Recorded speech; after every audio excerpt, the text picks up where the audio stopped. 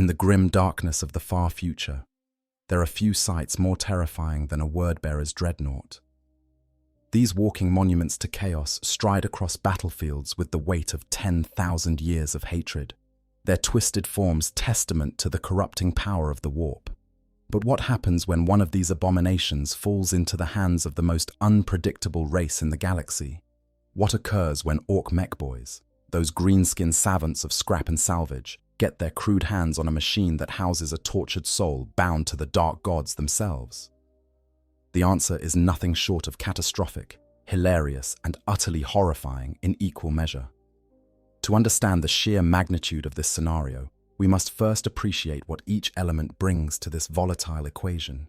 On one side, we have the word-bearers, the first legion to fall to chaos, zealots whose faith burned so hot that even the Emperor himself was forced to humble them. Their dreadnoughts are not merely war machines, but prisons of eternal suffering, each one containing a Chaos Space Marine whose mind has been warped beyond recognition by millennia of torment and exposure to the warp's malevolent energies. On the other side, we have the Orks, a race so fundamentally alien in their thinking that they operate on principles that would make any Imperial Margos weep tears of frustration and confusion. The collision of these two forces creates scenarios that defy conventional military logic, religious doctrine, and quite possibly the laws of physics themselves.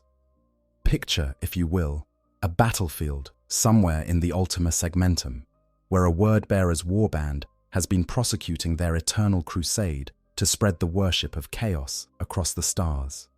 The red armored zealots chant their blasphemous litanies as they advance, their dark apostles leading them in prayer to the ruinous powers. Among them strides a dreadnought, its sarcophagus covered in profane scripture and 8-pointed stars, the pilot within howling prayers to the dark gods through corrupted vox speakers. Then comes the green tide. Orks don't care about faith, doctrine, or the metaphysical implications of chaos corruption. They care about three things: fighting, looting, and making bigger and louder versions of whatever they can get their hands on. When an Ork warboss spots a dreadnought, he doesn't see a holy relic or a cursed monument to damnation. He sees the biggest, meanest-looking walker he's encountered since the last time he fought some beakies, and he wants it for his own collection. The fact that this particular dreadnought is covered in spiky bits and screaming about gods that the Orks have never heard of only makes it more interesting. The greenskins surge forward with their characteristic enthusiasm, a living avalanche of muscle, crude weapons, and unshakable confidence. The word-bearers, for all their martial prowess and supernatural backing, find themselves drowning in a sea of green. The Orks don't employ sophisticated tactics or careful strategy. They simply keep coming, wave after wave, their collective belief in their own victory making them nearly unstoppable. When you add the Gestalt psychic field that all Orks generate to their already formidable physical advantages, you get a force that can overwhelm even the most disciplined and well-equipped armies through sheer, bloody-minded persistence. The dreadnought in question fights valiantly, or as valiantly as a corrupted killing machine can fight. Its weapons, twisted by millennia of exposure to chaos energies, tear through Ork bodies with abandon. The pilot inside, driven mad by his eternal imprisonment and the whispers of demons, cares nothing for self-preservation. He simply exists to kill, to spread suffering in the name of his dark masters. But even a chaos dreadnought has limits, and when faced with hundreds of Orks, all of whom are having the absolute time of their lives, those limits are quickly reached. Perhaps the dreadnought's ammunition runs dry, its weapons overheating from constant use. Perhaps the Orks manage to swarm it, their crude power claws and rockets finding weak points in its ancient armor. Perhaps a lucky tank buster scores a direct hit that damages the walker's leg actuators, causing it to stumble and fall. However it happens, the moment comes when the great machine crashes to the ground and the Orks descend upon it like scavengers on a corpse. But this corpse is far from dead. The nature of word-bearers, dreadnoughts. Before we delve deeper into what the Orks do with their prize, we need to understand exactly what they've captured. A word-bearer's dreadnought is not simply a machine, nor is it merely a vehicle with a driver. It represents the ultimate fusion of chaos corruption, ancient technology, and a consciousness trapped in perpetual agony. Unlike their Imperial counterparts, who view entombment in a dreadnought as the highest honor a chapter can bestow, Chaos Space Marines regard it as a fate worse than death. In Loyalist chapters, fallen warriors are placed in stasis between battles, awakened only when their wisdom and firepower are needed. They are venerated, their counsel sought by chapter masters and captains. But for those who serve the dark gods, there is no such mercy. The technology that once preserved and protected Imperial dreadnought pilots has long since degraded in the service of chaos. The stasis fields that should grant restful sleep are corrupted or non-existent. The neural interfaces that should provide clean, crisp sensory input are warped by warp energies, feeding the pilot a nightmarish stream of hallucinations, memories, and demonic whispers. Where a loyalist pilot might dream of past glories, a Chaos Dreadnought pilot experiences an endless parade of torments. For a word bearer specifically, this suffering is compounded by the Legion's unique relationship with faith and worship. These are not warriors who fell to chaos through gradual corruption or a moment of weakness. The word-bearers embraced the dark gods with the same fervent devotion they once showed the Emperor, transforming their faith into a weapon. A word-bearer. Dreadnought pilot spends his waking hours howling prayers to chaos, his sleeping hours tormented by visions from the warp. His mind, already pushed beyond normal human limits by the process of becoming a space marine, is stretched even further by the contradictory demands of maintaining consciousness while existing in a state of permanent connection to the Imperium. The physical form of these machines reflects their corruption. Where Imperial dreadnoughts are adorned with purity seals and chapter heraldry, word-bearers' dreadnoughts are covered in blasphemous scripture. Every surface is etched with Colchizian phrases, 8-pointed stars, and the names of demons. The armor plating itself often shows signs of mutation, metal flowing like flesh, spikes erupting from joints without apparent purpose. The weapons they carry are twisted mockeries of their original forms, plasma cannons that burn with warp fire, power fists that crackle with unholy energies. Some word-bearers, dreadnoughts, are even more nightmarish than their standard counterparts. The Mhara Gal-tainted dreadnoughts represent the ultimate expression of the Legion's willingness to embrace damnation. These machines are not just corrupted, they are possessed. The pilot inside is not merely a wounded space marine kept alive by technology, but a fusion of Astartes' flesh and demonic essence bound together in a way that should be impossible. The name Mhara Gal itself is a Colchizian phrase meaning that which was blessed, but now stands beyond the sight of the gods, suggesting that even the dark gods themselves sometimes look away from these abominations. The first Mhara Gal was created from the remains of a Gal Vorbak, one of the possessed word-bearers who bonded with demons during the heresy, and a shattered Contemptor dreadnought chassis recovered from Istvan V.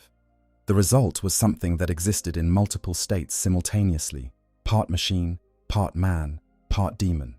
It feels no pain in the traditional sense, yet exists in a state of perpetual agony.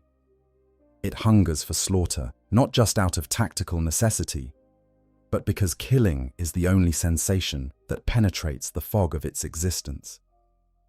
When we consider what an Ork mechboy might find when he cracks open the sarcophagus of such a machine, the mind reels at the possibilities. Inside that armored shell is not a human form, not anymore. Centuries or millennia of existence within the dreadnought, combined with exposure to chaos energies, has transformed the pilot into something that defies easy categorization. His body has atrophied, muscles wasted away to nearly nothing, bones brittled and weak. But he is kept alive by a network of cables, tubes, and mystical apparatus that pumps nutrients into his system, filters waste, and maintains his vital functions at the absolute minimum necessary for consciousness. His mind, if it can still be called that, exists in a state that would drive a normal human instantly mad. He remembers being a proud space marine, one of the Emperor's finest warriors, though that memory is now twisted into something mocking and hateful. He remembers the moment his legion turned from the Emperor to chaos, the revelation of the primordial truth, the feeling of righteous vindication when they finally stopped pretending to serve the false Emperor. He remembers battles without number, worlds burned, populations enslaved, monuments to the dark gods erected from the bones of the faithful and faithless alike. But more than memories, he experiences the present as a kaleidoscope of sensory input, most of it filtered through lenses that no longer function properly. He sees through optical sensors that flicker between the material realm and the warp, showing him both the physical battlefield and the spiritual dimensions that underlie it. He hears through audio receptors that pick up not just sound waves, but the psychic screams of the dying and the laughter of demons. He feels through pressure sensors and damage reports, each injury to his machine body translated into phantom pain that his nervous system interprets with perfect, agonizing clarity. And always, always, he feels the warp. For a word-bearer, this connection is both blessing and curse. His faith gives him strength. His prayers actually draw power from the Imperium, making him more dangerous than he has any right to be. But that same connection means he can never escape the attention of the entities that dwell in that realm. Demons whisper promises and threats in his mind. The dark gods themselves occasionally turn their gaze upon him, and in those moments he experiences sensations for which human language has no adequate terms. Pain and pleasure become indistinguishable. Time loses meaning. Reality itself becomes negotiable. This is what the Orks have captured. Not a simple war machine, not even a powerful vehicle with sophisticated weapons systems. They have captured a vessel containing a fragment of the warp itself, wrapped in tortured flesh and bound in corrupted metal. And they're about to start taking it apart. The Ork mindset and technology. To properly appreciate the catastrophic comedy of errors that is about to unfold, we must understand how Orks think, or perhaps more accurately, how they don't think in the way other races would recognize as rational thought. Orks are fungus-based organisms created by the Old Ones during the War in Heaven, designed to be the perfect soldiers. They grow from spores, reach maturity rapidly, instinctively understand warfare, and possess a collective psychic field that makes their ramshackle technology actually function. This last point is crucial to understanding what happens when Orks encounter advanced technology from other races. Ork tech shouldn't work. By any reasonable engineering standard, the average Ork weapon is a death trap waiting to explode in the user's face. Guns are literally cobbled together from scrap metal and wishful thinking. Vehicles are held together with rivets, spot welds, and what can only be described as aggressive optimism. Yet these contraptions not only function, they often outperform equipment built by races with far more advanced understanding of physics and engineering. The reason for this paradox lies in the WH40K field, the Gestalt psychic energy that all Orks generate and share. This field operates on a principle that would make a tech priest's mechadendrites writhe in horror. If enough Orks believe something is true, it becomes true. Paint a vehicle red, and the Orks believe it goes faster, so it does go faster. Build a gun that by all rights shouldn't have enough barrel pressure to fire, but make it look dead shooty, and the WAG field provides the extra push needed to make it actually shoot. This is not unlimited reality warping power. The WAG field works within certain parameters. An Ork can't simply point his finger at an enemy and will them to explode, though some weird boys can do something approaching that when they channel enough WAG energy. The technology still needs to be roughly approximating what it's supposed to do. You can't hand an orc a stick and tell him it's a gun and expect it to fire bullets. But you can hand him a collection of metal tubes, springs, and a firing pin, slap them together in a vaguely gun-shaped configuration, and as long as the orc believes it will shoot, the WH40K field will make up for the deficiencies in engineering. Among the orcs, the mech boys represent the technical elite, though calling them elite is perhaps generous. These are orcs whose genetic memories, inherited from their spore state, include knowledge of machinery and engineering. They don't learn how to build things through education or apprenticeship, at least not in the traditional sense. From the moment they reach awareness, mech boys have visions of weapons and vehicles dancing in their heads. They see mechanical components and instinctively understand how they fit together, even if they couldn't explain the underlying principles if their lives depended on it. A mech boy doesn't need to understand thermodynamics to build an engine. He doesn't need to grasp metallurgy to work metal. He simply knows, in the same way a bird knows how to build a nest, or a spider knows how to spin a web, except the knowledge is far more complex and sophisticated. This genetic inheritance gives them capabilities that, when enhanced by the WH40K field, can produce truly remarkable results. The greatest mech boys can build machines that rival anything the Adeptus Mechanicus produces, though they accomplish this through methods that would give a tech priest seizures. But here's the critical point. Mech boys are still orcs. They still think like orcs, value what orcs value, and approach problems with orcish solutions. When a mech boy looks at a captured enemy vehicle, he doesn't see elegant engineering or sophisticated design. He sees potential. He sees something that could be made better, which in orc terms means louder, shootier, faster, or just generally more impressive to other orcs. The fact that the vehicle might already be functioning at peak efficiency is irrelevant. If it doesn't have enough dakka, it needs more dakka. If it's not painted in proper orky colors, that needs fixing. If it doesn't have enough spikes and bits hanging off it, well, that's just embarrassing. This attitude extends to how orcs view technology they don't understand. Where a human might approach unknown technology with caution, carefully studying it before attempting any modifications, a mech boy sees a challenge and an opportunity. He's going to take it apart, figure out what the interesting bits do, and then bolt his own gubbins onto it until it works proper-like. The original specifications, design tolerances, and intended function are merely suggestions to be ignored in favor of orky improvements. Looting is a fundamental part of orc culture, elevated almost to an art form. The Death Skull clan in particular has elevated looting to a religious practice, believing that anything worth having is worth taking, and anything worth taking is probably better off with them anyway. But even orcs from other clans understand that a good scrap provides opportunities to acquire shiny new toys. Looted vehicles are prized possessions, each one a trophy and a conversation piece. An orc who can acquire and successfully operate a Lehman Russ battle tank earns respect from his peers, not just for the vehicle itself, but for the initiative shown in acquiring it and the skill demonstrated in making it work.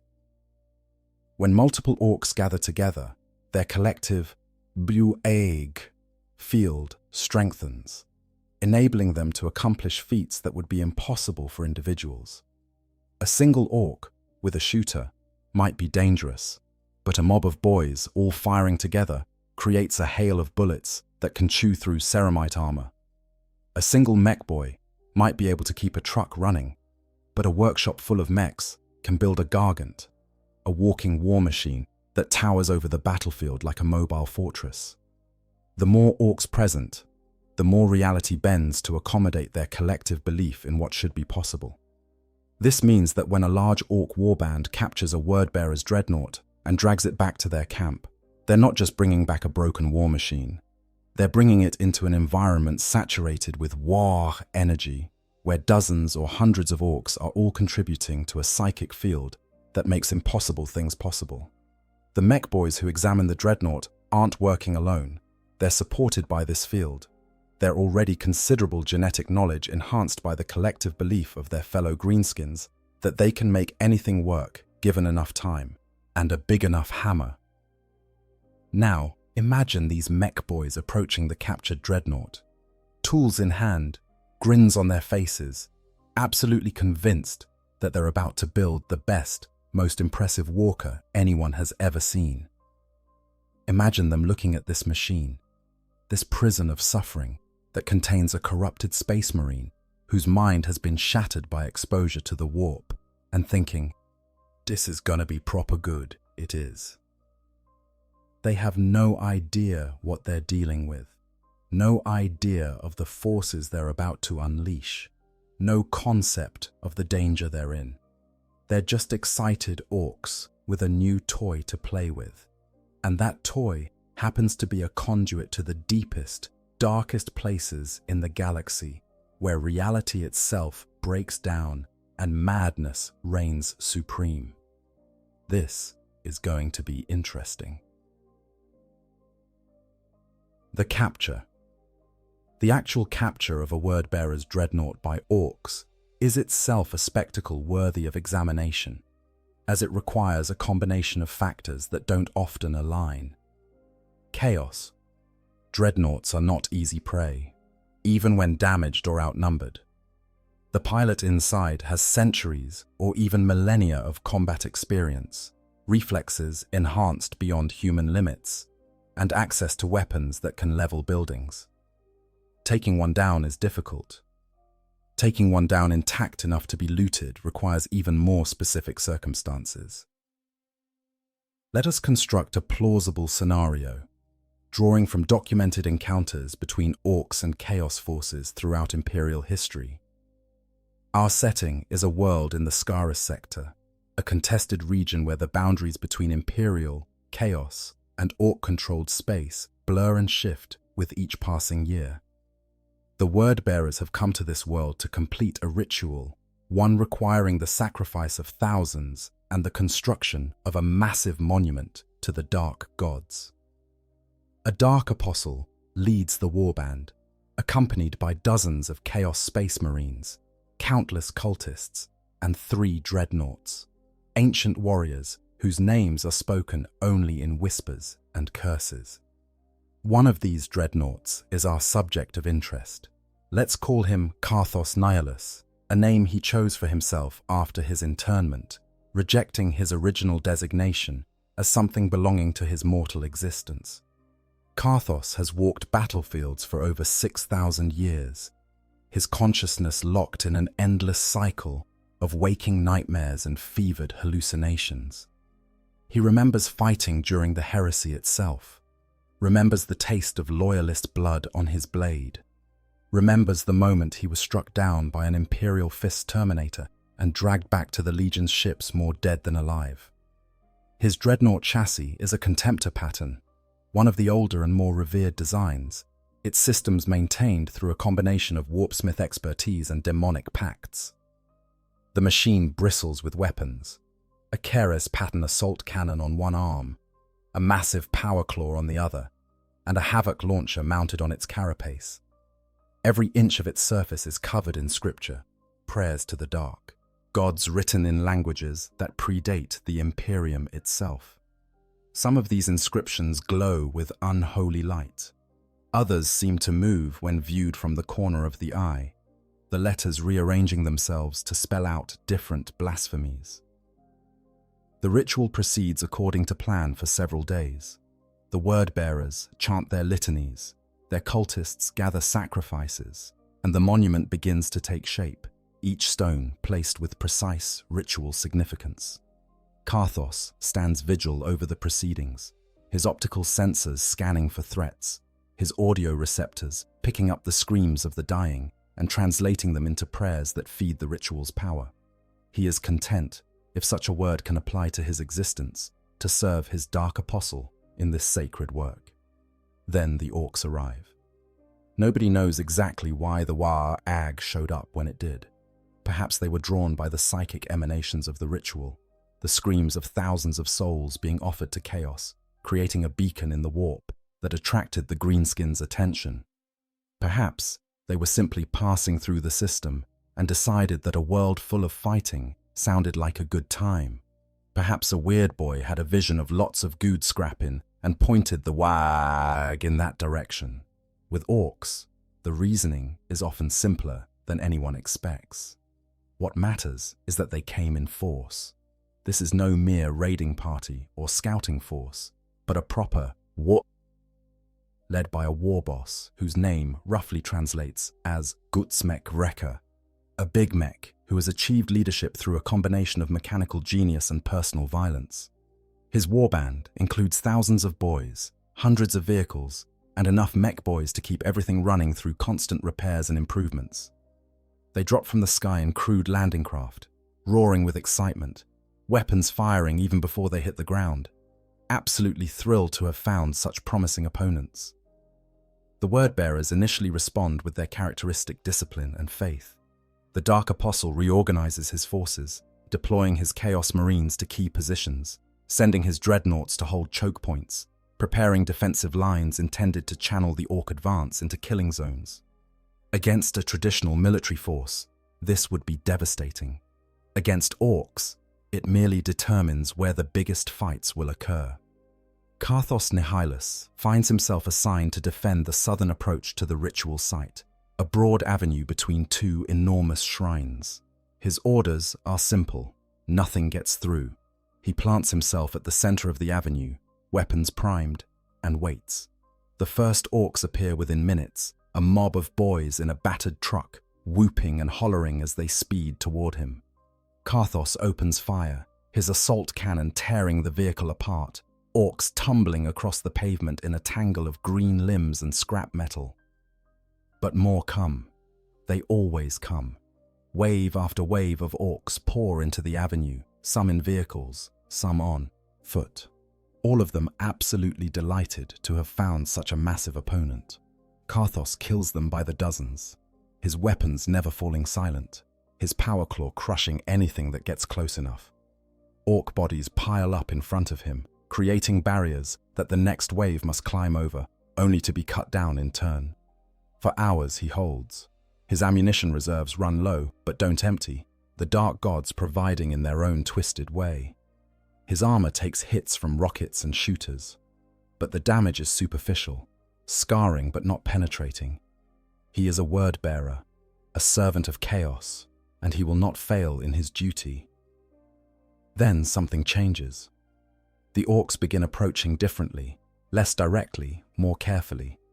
This is unusual enough to trigger a warning in Karthos's tactical systems. Orcs don't do careful. They do loud and fast and violent, but not careful. The change suggests either evolution in their tactics, which is worrying, or direction from a leader with more intelligence than usual, which is even more worrying. Gutsmek Wrecker has been watching the battle, studying how the big metal git fights. He's noticed that the Dreadnought, for all its firepower, is stationary. It doesn't move from its position, just rotates in place to address threats. This gives Gutsmek an idea, and like all mechboy ideas, it involves a combination of clever thinking and absolute disregard for safety. He directs his tank busters, orcs armed with heavy anti-tank weapons, to spread out and fire from multiple angles. The goal isn't to destroy the Dreadnought, at least not immediately. Instead, they focus on its legs, the hydraulics and joints that allow it to move. Rockets streak in from a dozen directions, some missing, some being intercepted by the Dreadnought's weapons, but enough getting through to matter. Karthos feels the impacts through his sensory network, damage reports flooding his consciousness. Warning symbols flash across his vision, many of them indicating problems with his mobility systems. He tries to adjust his stance, redistribute his weight, but the damage is severe. His right leg's main actuator is compromised, hydraulic fluid spraying from a ruptured line. His left leg is taking the full weight of his massive form, the servos whining in protest. He continues fighting, continues killing. But now he's vulnerable in a way he hasn't been in centuries. The orcs sense this, their animal cunning recognizing weakness, even if they can't articulate why. They press harder, coming from all sides, accepting horrific casualties to get closer. to do more damage. Then Gutsmek makes his move. He's been preparing something special, a custom weapon he's been working on for months. It's based on a captured Imperial Earthshaker cannon, but Gutsmek has made improvements, which is to say, he's made it bigger, louder, and far more likely to explode. He's mounted it on the back of a battle wagon, reinforced the chassis as much as his skills allow, and painted the whole thing yellow, because yellow makes things more explodey. The weapon fires once, a shell the size of a man screaming through the air, trailing sparks and smoke. It impacts directly on Karthos's left leg, the explosion massive enough to be seen from orbit. When the smoke clears, the Dreadnought is falling, its leg completely severed, its systems screaming alerts that Karthos barely registers through the pain. He crashes to the ground with a sound like thunder, his remaining weapons still firing, still killing, but now he's helpless. The Orks swarm over him like ants on a wounded beetle. They pile chains and cables onto the fallen walker, dozens of them pulling together, working to immobilize it completely. Karthos's power claw swipes at them, crushing Orks even in his weakened state. But there are too many, always too many. His assault cannon runs dry, the ammunition finally exhausted. His Havoc launcher fires one last time and then falls silent, its feed mechanism jammed. Inside his sarcophagus, Karthos screams prayers to the dark gods, begging for intervention, for power, for anything that will allow him to continue the fight. He feels the warp stirring in response, demons pressing against the veil between realities, seeking a way through. But before they can manifest, before the full horror of chaos can be unleashed, the Orks do something unexpected. They start hitting the Dreadnought systems with custom weapons designed to disable rather than destroy. Shock poles that overload circuits. Electromagnetic pulse devices that shut down power systems.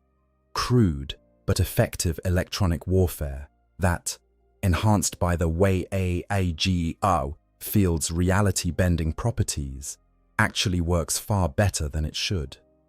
Within minutes, Karthos finds his consciousness fading, his connection to his machine body severing as the Orks inadvertently trigger a safety shutdown that hasn't functioned in millennia. His last thoughts before the blackness takes him are prayers, curses, and a burning desire for revenge. The dark gods hear him, and they smile, because they know what's coming next will be far more entertaining than simply killing the Orks would have been. When Karthos next becomes aware, he's moving, being dragged across rough terrain, heading somewhere he can't see with his offline optical sensors. He tries to access his systems, tries to fight, but nothing responds. He's trapped in his own body, conscious but paralyzed, able to hear and feel, but unable to do anything about his situation. The Orks are taking him back to their camp, back to the sprawling collection of scrapyards and workshops that serves as their headquarters. Gutsmek Wrecker is already planning what he's going to do with his prize, already envisioning the magnificent war machine he'll create from this captured walker. It's going to be the biggest, shootiest, most impressive Def Dread anyone has ever seen, and it's going to prove once and for all that Gutsmek is the best mech in the entire WAG. He has no idea that the thing he's captured is so much more than just a fancy walker. He has no concept of what dwells within that sarcophagus, or the forces that will answer if that consciousness is disturbed. He's just an Ork with a new project, eager to get started, convinced that nothing could possibly go wrong. In the warp, demons laugh, knowing that someone is about to learn a very painful lesson about the dangers of meddling with things beyond comprehension. The dark gods themselves take notice, amused by the impending chaos, pleased at the suffering that is about to occur. And deep in his forced slumber, Karthos Nihilus dreams of fire and blood, of revenge and slaughter, of showing these green-skin primitives exactly what it means to anger a word-bearer. Initial examination and dismantling.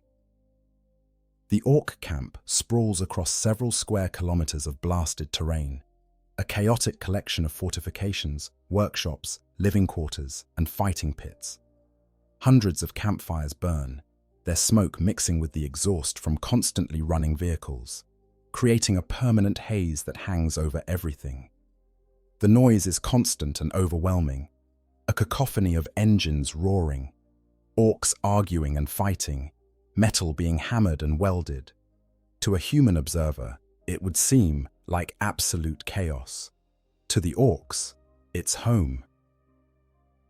Gutsmek Rekka's personal workshop occupies a prime position near the center of camp, a sprawling structure built from looted materials and held together through a combination of rivets, prayer, and sheer orky determination. The roof is salvaged Imperial tank plating. The walls are a patchwork of different metals, some recognizably human, others clearly Xenos in origin. Inside, the workshop is crammed with half-finished projects, bins of spare parts, and tools of every description, many of them modified beyond recognition from their original form. It is to this workshop that the captured Dreadnought is brought, dragged by a dozen trucks working in concert, their engines screaming in protest at the weight. The journey takes several hours, the orcs stopping periodically to adjust their chains and cables, to argue about the best route, and occasionally to fight among themselves about proper towing procedures. Through it all, Karthos remains offline, his consciousness hovering in a grey space between waking and sleeping, aware but unable to act.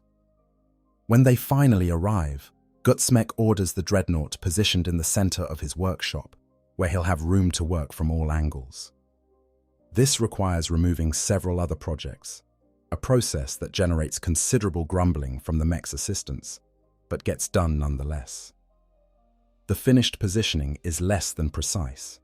The Dreadnought, at a slight angle, one arm hanging awkwardly, its damaged leg trailing cables and hydraulic lines. To Gutsmek, it's perfect.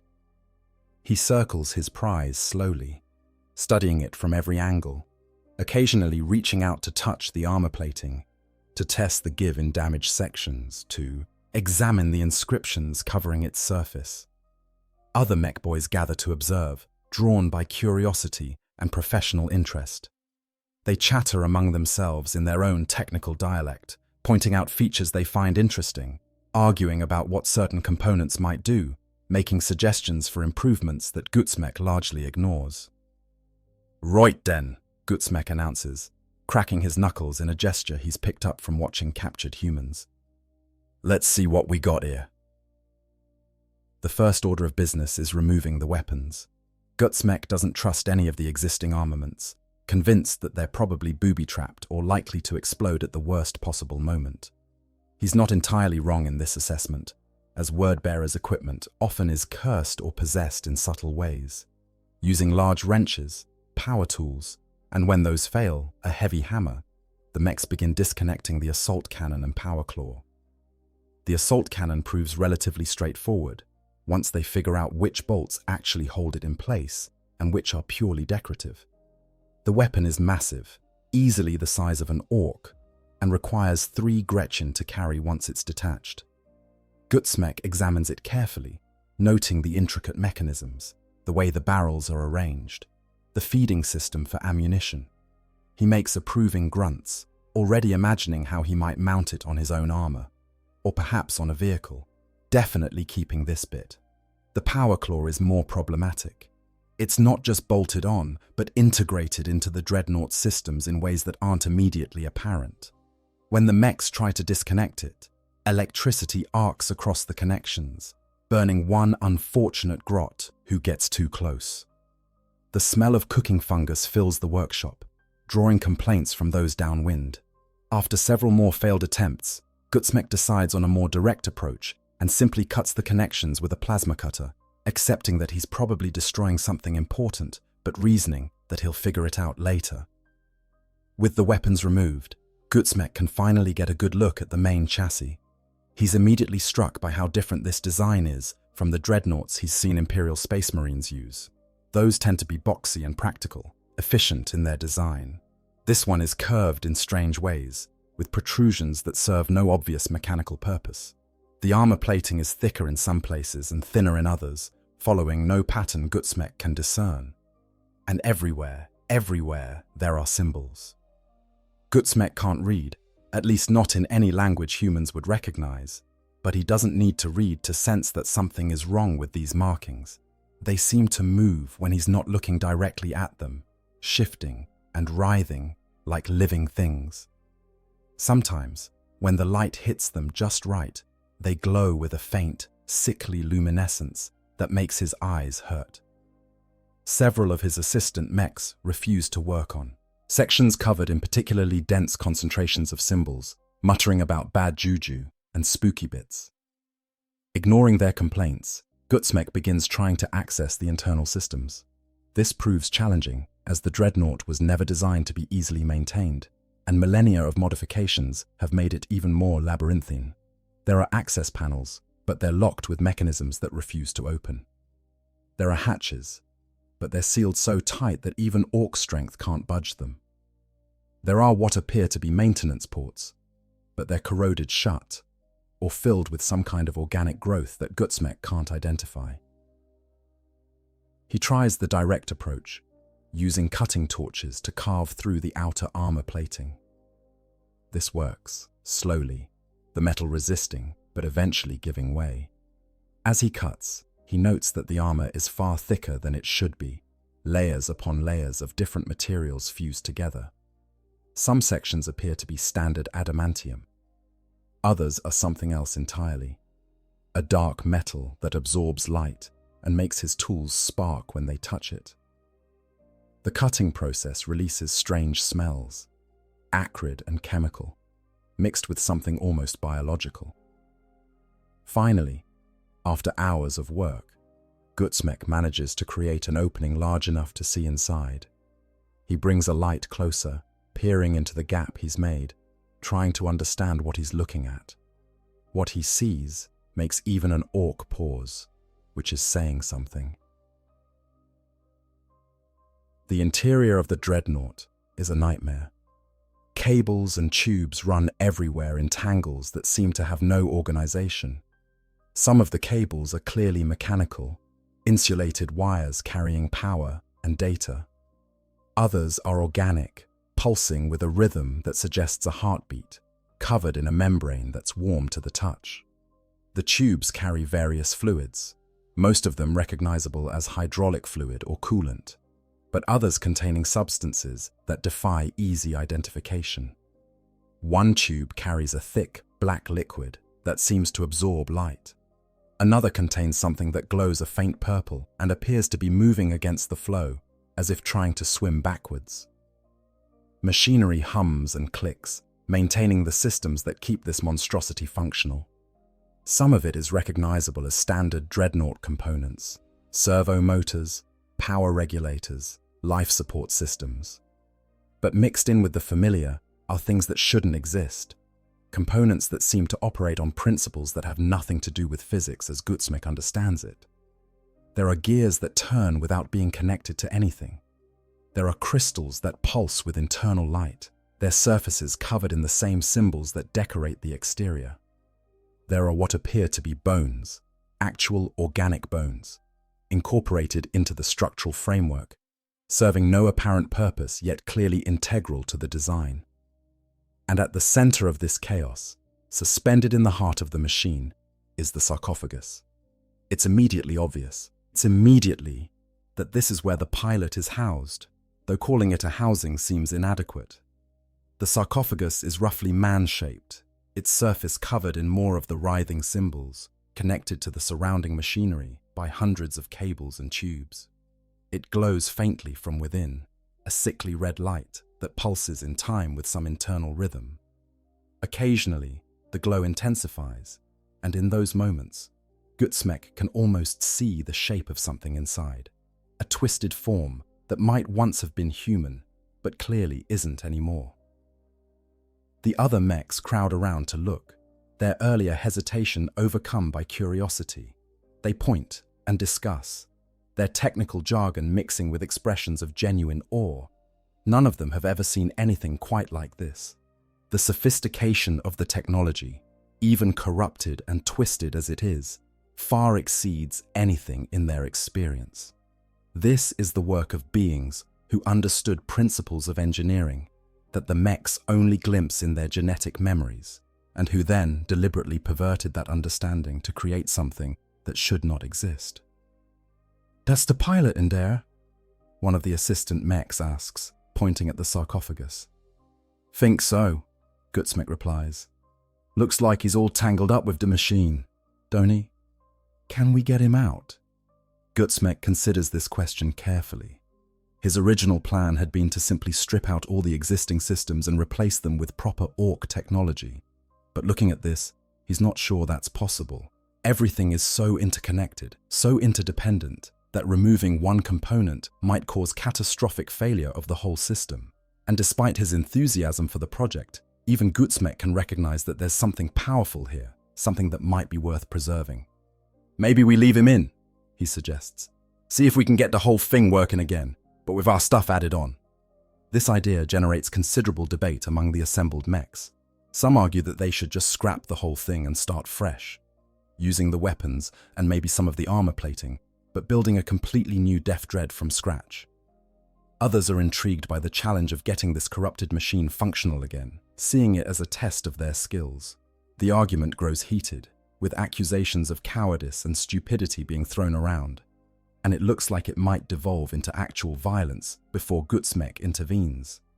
"Listen up, you gits," he roars, his voice cutting through the chaos. "I'm the big mech here, and what I say goes.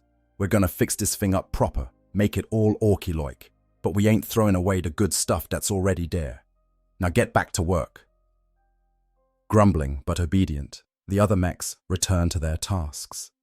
Gutsmek, meanwhile, continues studying the sarcophagus, trying to figure out how to interface with it.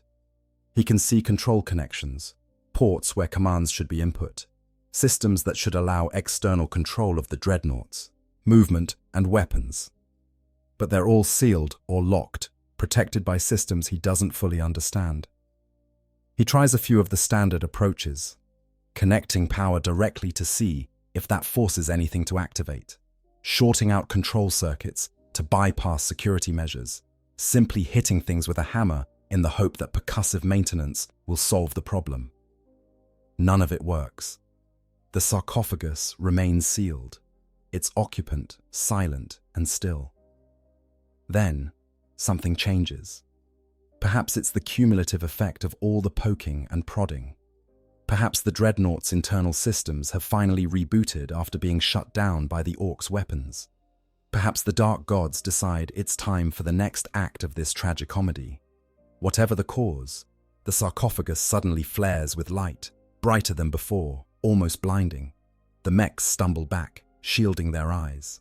Warning klaxons begin sounding, ancient alarms responding to the changed state of the machine. The cables and tubes connected to the sarcophagus pulse with activity, fluids surging through them, electricity crackling between connection points.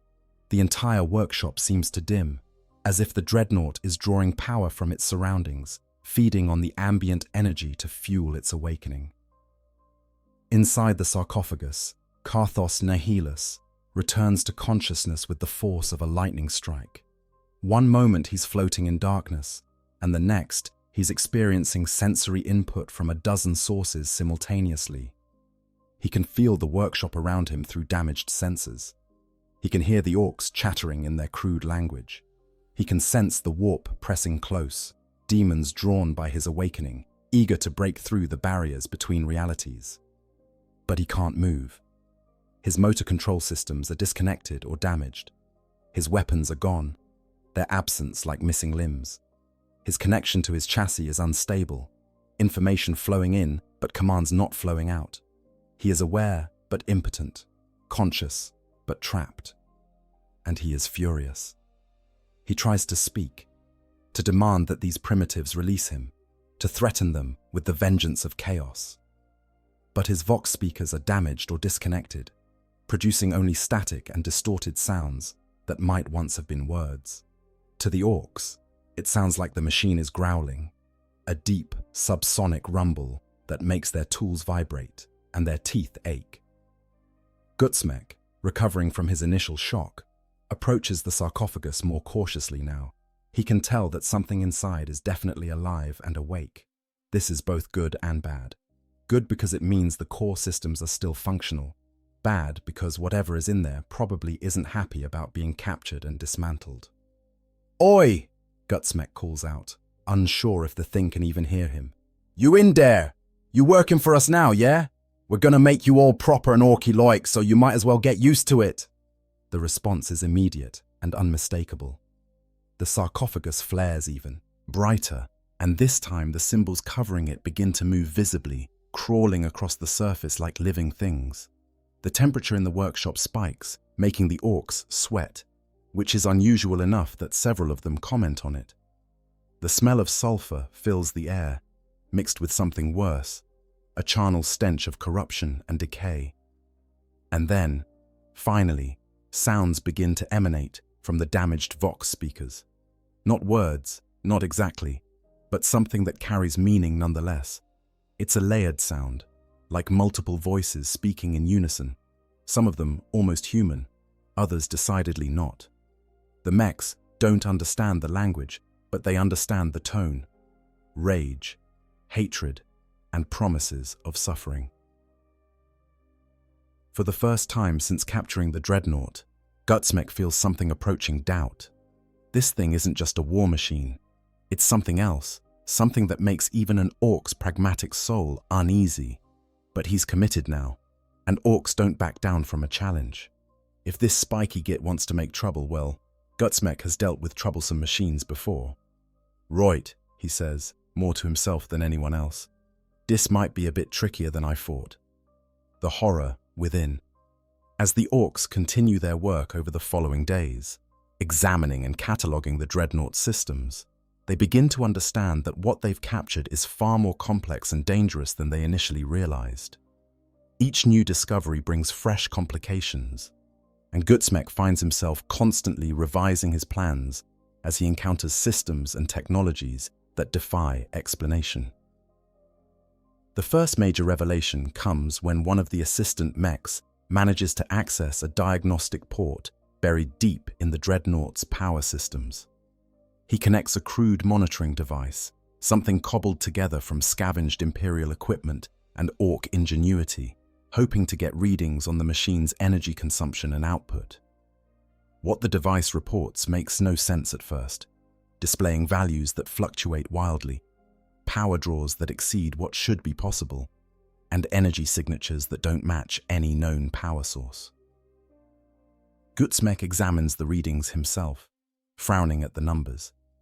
He's no physicist, but even he can tell that something is fundamentally wrong with how this machine operates. The power core appears to be drawing energy not just from conventional fuel, but from somewhere else, some source that his instruments can barely detect. When he traces the connections, he finds that they lead not to any recognizable power plant, but to the sarcophagus itself, as if the pilot is somehow generating energy through his mere existence. This shouldn't be possible.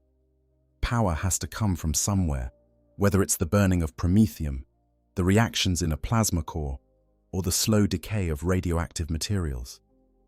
Energy cannot simply appear from nothing. Yet the readings clearly show that's exactly what's happening, or at least, what appears to be happening. Gutsmek suspects that the energy is coming from somewhere. He just can't detect or measure that source with his available tools. What he doesn't know, what he cannot know without understanding of the warp, is that the sarcophagus is indeed drawing power from another dimension.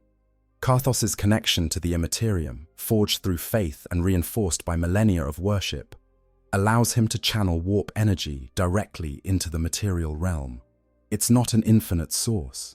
It requires his concentration and faith to maintain, but it means the Dreadnought can operate almost indefinitely without refueling, powered by the psychic energy of chaos itself. The second discovery is even more disturbing. As the mechs dig deeper into the Dreadnought's systems, stripping away layers of armor and cutting through structural components, they begin finding things that shouldn't exist in a machine. At first, it's small things that could be explained away. A section of wiring that feels unnaturally warm to the touch. A panel that seems to pulse slightly, as if breathing. components that emit faint sounds when no power is flowing through them. But as they continue, the anomalies become harder to ignore. They find chambers within the chassis that serve no mechanical purpose. Empty spaces filled with what appears to be organic growth, fungus-like structures that emit a faint phosphorescent glow. They discover joints and connections that move on their own, actuators that flex and contract without receiving any control signals, responding to some stimulus that the Orks cannot detect. They encounter surfaces that feel wrong, metal that's too warm or too cold, that sometimes feels almost slick, like flesh rather than steel. One particularly brave or foolish grot, sent to investigate a narrow space that the larger mechs couldn't reach, comes scrambling back out in a state of absolute panic, babbling about something he saw in the depths of the machine, something with eyes that watched him.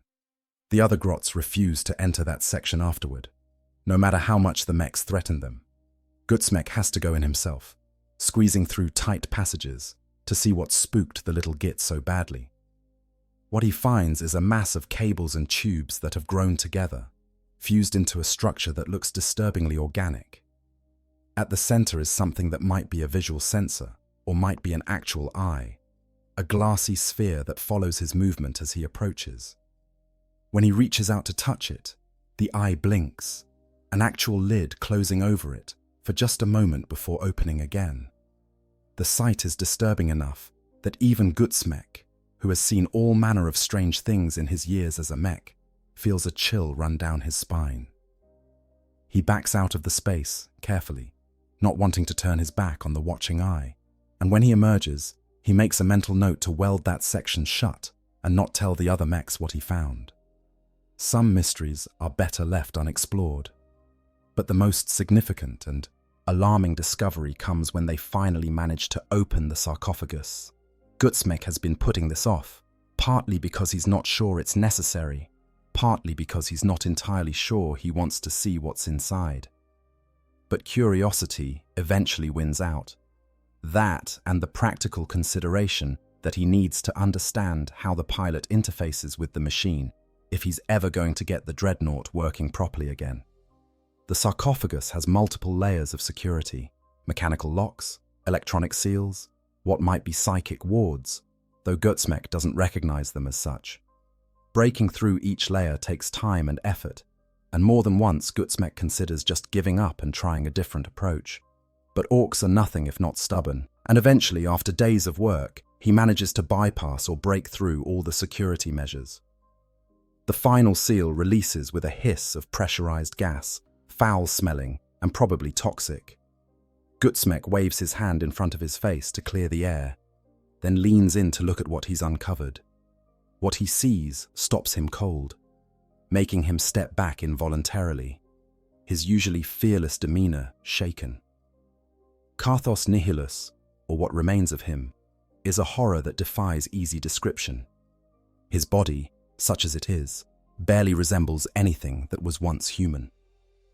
Centuries of existence within the Dreadnought have reduced him to little more than a central core of vital organs, kept alive through a combination of technology and dark sorcery. His flesh, where it's visible, is pale and covered in scars, some of them surgical, others clearly the result of mutation. Cables and tubes penetrate his body at dozens of points, some connected to obvious ports where his body has been modified to accept them.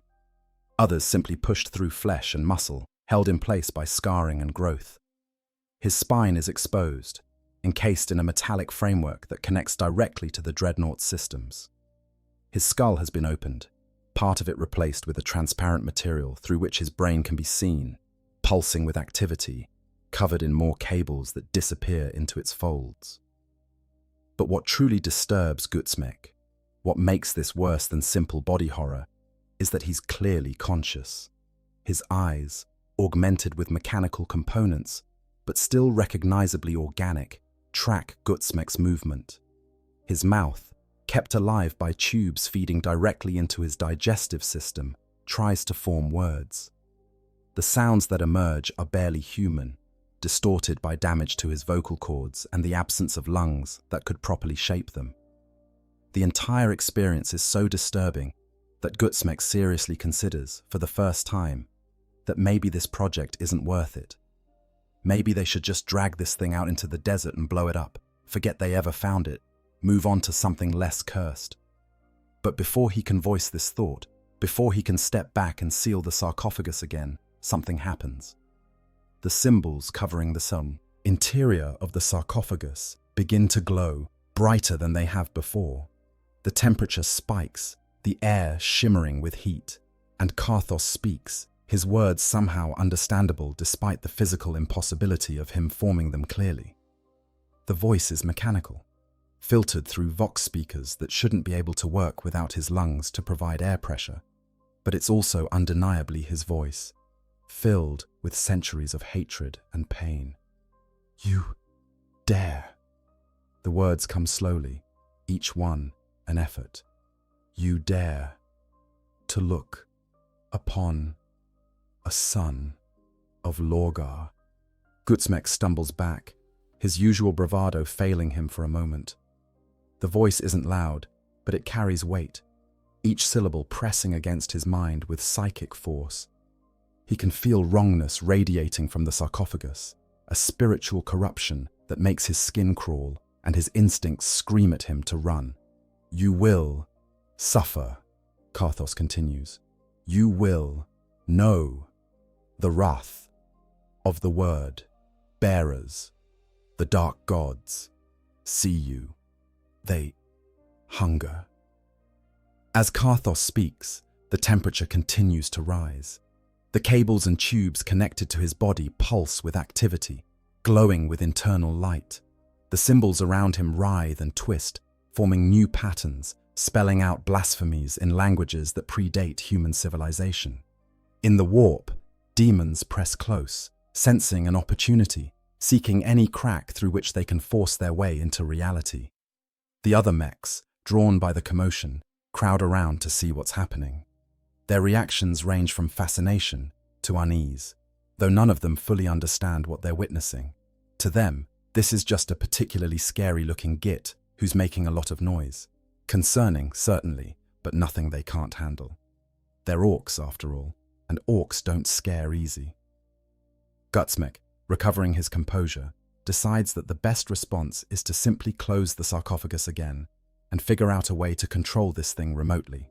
No point in having the pilot awake and causing trouble if they can just bypass his consciousness entirely and operate the Dreadnought like a vehicle. It'll take some work to figure out how to do that, but Gutsmek is confident he can manage it. But before he can move to seal the sarcophagus, one of the younger, more impulsive mechs decides to poke the scary space marine with a spanner, just to see what happens. This turns out to be a catastrophically bad idea. The moment the metal tool touches Karthos's flesh, energy arcs outward, not electricity, but something darker, a pulse of warp power that strikes the orc like a physical blow. He's thrown backward, crashing into other mechs, his spanner falling from nerveless fingers, the metal now glowing with a sickly green light. Where the tool touched Karthos, there's no mark, but the orc's hand is smoking, the flesh blistering and peeling as if burned by acid. The injured mech screams, clutching his hand, and the other orcs immediately come to his aid, some because they actually care, most because they want a better look at the damage. The injury is severe, the flesh literally melting off the bones, the corruption spreading up his arm despite all attempts to stop it. Within minutes, the entire arm is ruined, blackened and withered, clearly beyond saving even by orc standards of regeneration. Gutsmek watches this unfold with a sinking feeling. Whatever this thing is, it's far more dangerous than he anticipated. It's not just a war machine with a bad attitude. It's something that can hurt orcs with a touch, that carries corruption in its very essence.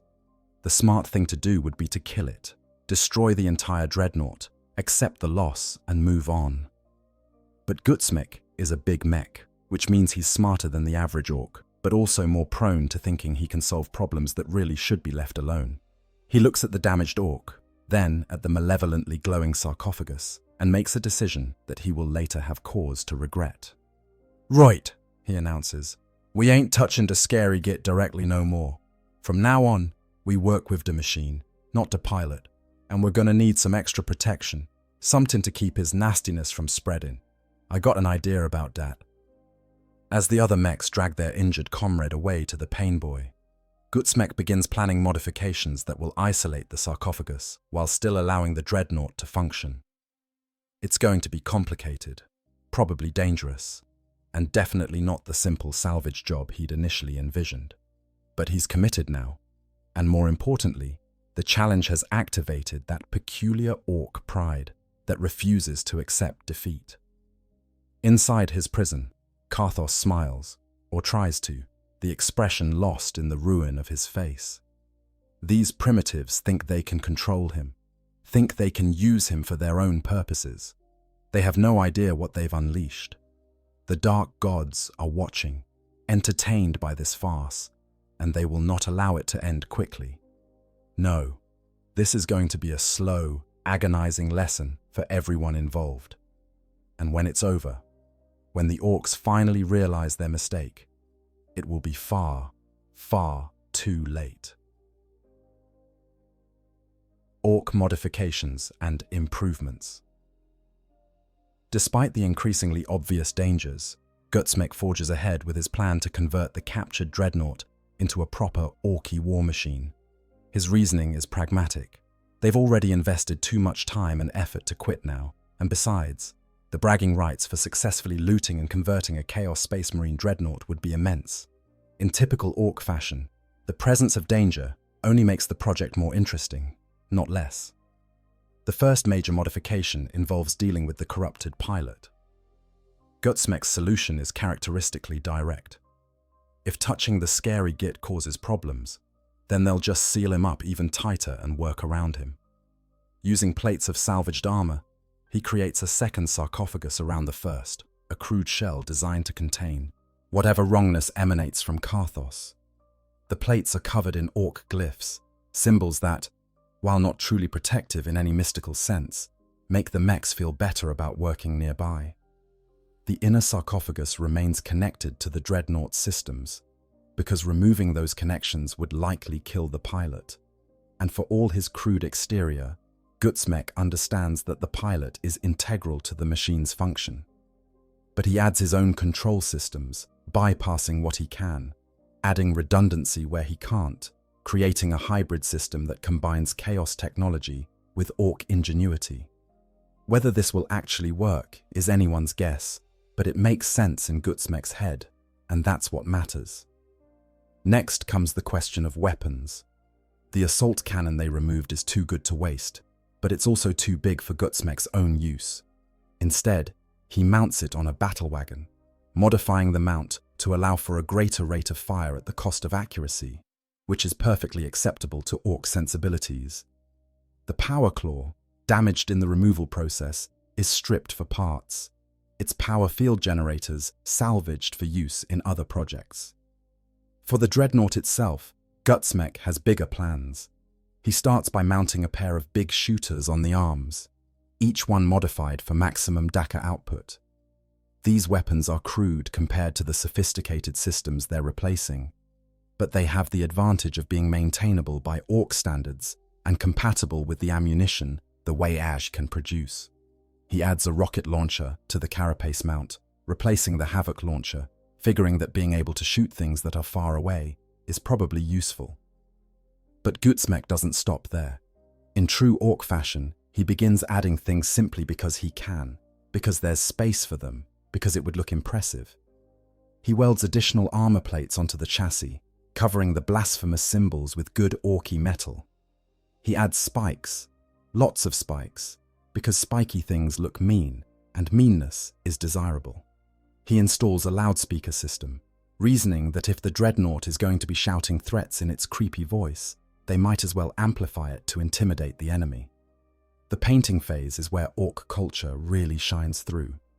Gutsmek is from the Death Skulls clan, which means he has specific ideas about color schemes.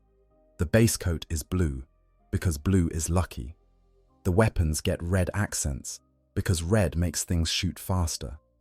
The joints and movable parts are painted yellow, because yellow makes explosions bigger, and if the Dreadnought is going to explode, it might as well make a proper show of it. The whole thing is then covered in clan markings, personal glyphs, and helpful labels like Killy End and Daka Bits. As the mechs work, strange things begin to happen. The WH field that permeates the camp, the collective psychic energy of thousands of Orks, starts interacting with the Dreadnought in ways that neither Orks nor the trapped Karthos expect. Remember, the WH field has a tendency to make things work as Orks believe they should work. This usually applies to Ork technology, making their ramshackle equipment function despite violating every law of physics and engineering. But now, it's starting to affect Chaos technology, and the results are unpredictable.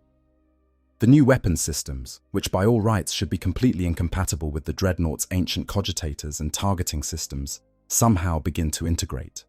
Control interfaces that should require complex programming instead respond to simple mechanical switches and levers.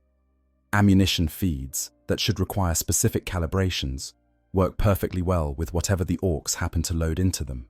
The whole jury-rigged system stabilizes, becoming not elegant, not sophisticated, but functional in that peculiar Ork way where things work because they're supposed to work. But the interaction goes deeper than mere mechanics. The WH field, that manifestation of collective Ork psychic belief, begins to push back against the warp corruption that saturates the Dreadnought. Where chaos seeks to twist and corrupt, to impose its will through pure malevolent force, the WH operates on different principles, enforcing its own form of reality through communal belief and aggressive cheerfulness. The two energies don't cancel each other out. They're too fundamentally different for that. But they do create a kind of standoff, a zone of contested reality where neither force has complete control. Inside his sarcophagus, Karthos feels this change and is disturbed by it. The constant whispers of demons, which have been his companions for millennia, begin to fade, not disappearing entirely, but becoming fainter, as if something is interfering with his connection to the warp. The visions that usually torment him, showing him scenes of cosmic horror and blasphemous revelation, flicker and distort, occasionally replaced by simpler images, crude but forceful, of Orks fighting and winning, of green-skinned warriors triumphant across infinite battlefields. It's maddening in an entirely new way. Where before he was tormented by the infinite complexity of chaos, now he's assaulted by the aggressive simplicity of Ork belief. The Orks don't think he's a terrifying champion of the dark gods.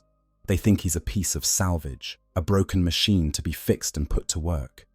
And because there are so many of them thinking this, because their collective belief is so strong and unshakable, reality itself begins to bend to accommodate their perspective. Karthos fights against this with every fiber of his being, calling on his faith in the dark gods, reaching out to the warp for strength. Demons answer his prayers, pressing against the veil, seeking any weakness they can exploit. But the WH field holds, maintained not through any deliberate effort, but simply through the presence of thousands of Orks who are absolutely certain that things will work out fine because they're Orks. And that's what happens when you're Orky enough. The stalemate frustrates both sides. Karthos can feel his connection to chaos weakening, but not breaking. The Orks notice that despite all their work, the Dreadnought hasn't actually moved or responded to their control inputs. Gutsmek tries every approach he can think of, connecting direct power feeds, installing new control systems, even attempting to hotwire the machine like he would a looted vehicle. Nothing works properly. In desperation, he tries something that, in retrospect, is either brilliantly intuitive or catastrophically stupid. He has a weird boy brought to the workshop, one of the Ork psychers, who channel WH energy to produce supernatural effects. The logic is simple. If normal mechanical control isn't working, maybe psychic control will. The weird boy, whose name is approximately Zagrot the Green Sight, is initially reluctant, sensing that something deeply wrong lurks in the modified Dreadnought. But Gutsmek is persuasive. by which I mean he threatens to hit Zagrot with a wrench if he doesn't cooperate. And so the weird boy agrees. Zagrot approaches the Dreadnought cautiously, feeling out the energies around it with his psychic senses. What he perceives almost sends him running. The machine is a nexus of conflicting forces. Wah energy and warp corruption swirling around each other in patterns that hurt to perceive. At the center, the pilot's consciousness burns like a dark star, radiating hatred and madness in equal measure. Around him, the machine's systems form a labyrinth of connections, both mechanical and spiritual, and at the edges, barely kept at bay, demons wait for any opportunity to break through. This ain't good, Zagrot mutters, his usual bravado entirely absent. There's things in there that shouldn't be in there. Bad things, old things, hungry things. Yeah, we know it's spooky, Gutsmek says dismissively. Can you get it working or not? Zagrot considers this carefully. He could refuse, but that would probably result in a beating. He could try and fail, but that would definitely result in a beating, and would damage his reputation as a weird boy. Or he could actually attempt what Gutsmek is asking, which would be incredibly dangerous but might, just might, work. I can try, he finally says. But if this goes wrong, I ain't taking the blame, yeah? Without waiting for a response, Zagrot reaches out with his mind, extending his psychic awareness into the Dreadnought's systems, trying to find some way to interface with its controls. It's like plunging his hands into freezing water and boiling oil simultaneously, painful and disorienting. He touches the machine's spirit, or what passes for one in something so corrupted, and recoils from the malevolence he finds there. But he also senses something else, something unexpected. Beneath the layers of hatred and corruption, beneath the accumulated madness of millennia, there's still a warrior's mind, a tactical intelligence that understands combat and responds to it. If he can reach that part, if he can communicate with it in terms it understands, maybe he can establish some form of control. Zagrot shapes his psychic energy into a concept, an idea of battle and violence that he pushes toward the pilot's consciousness. He shows images of enemies to be fought, of victories to be won, of the glory of combat. He doesn't use words, doesn't try to command or demand, simply presents the information and waits to see how it will be received. For a long moment, nothing happens. Then, slowly, almost reluctantly, Karthos responds. Not with cooperation exactly, but with acknowledgement. He understands what the greenskin is trying to communicate, and more importantly, he understands what this means. They want to use him. They want to send him into battle.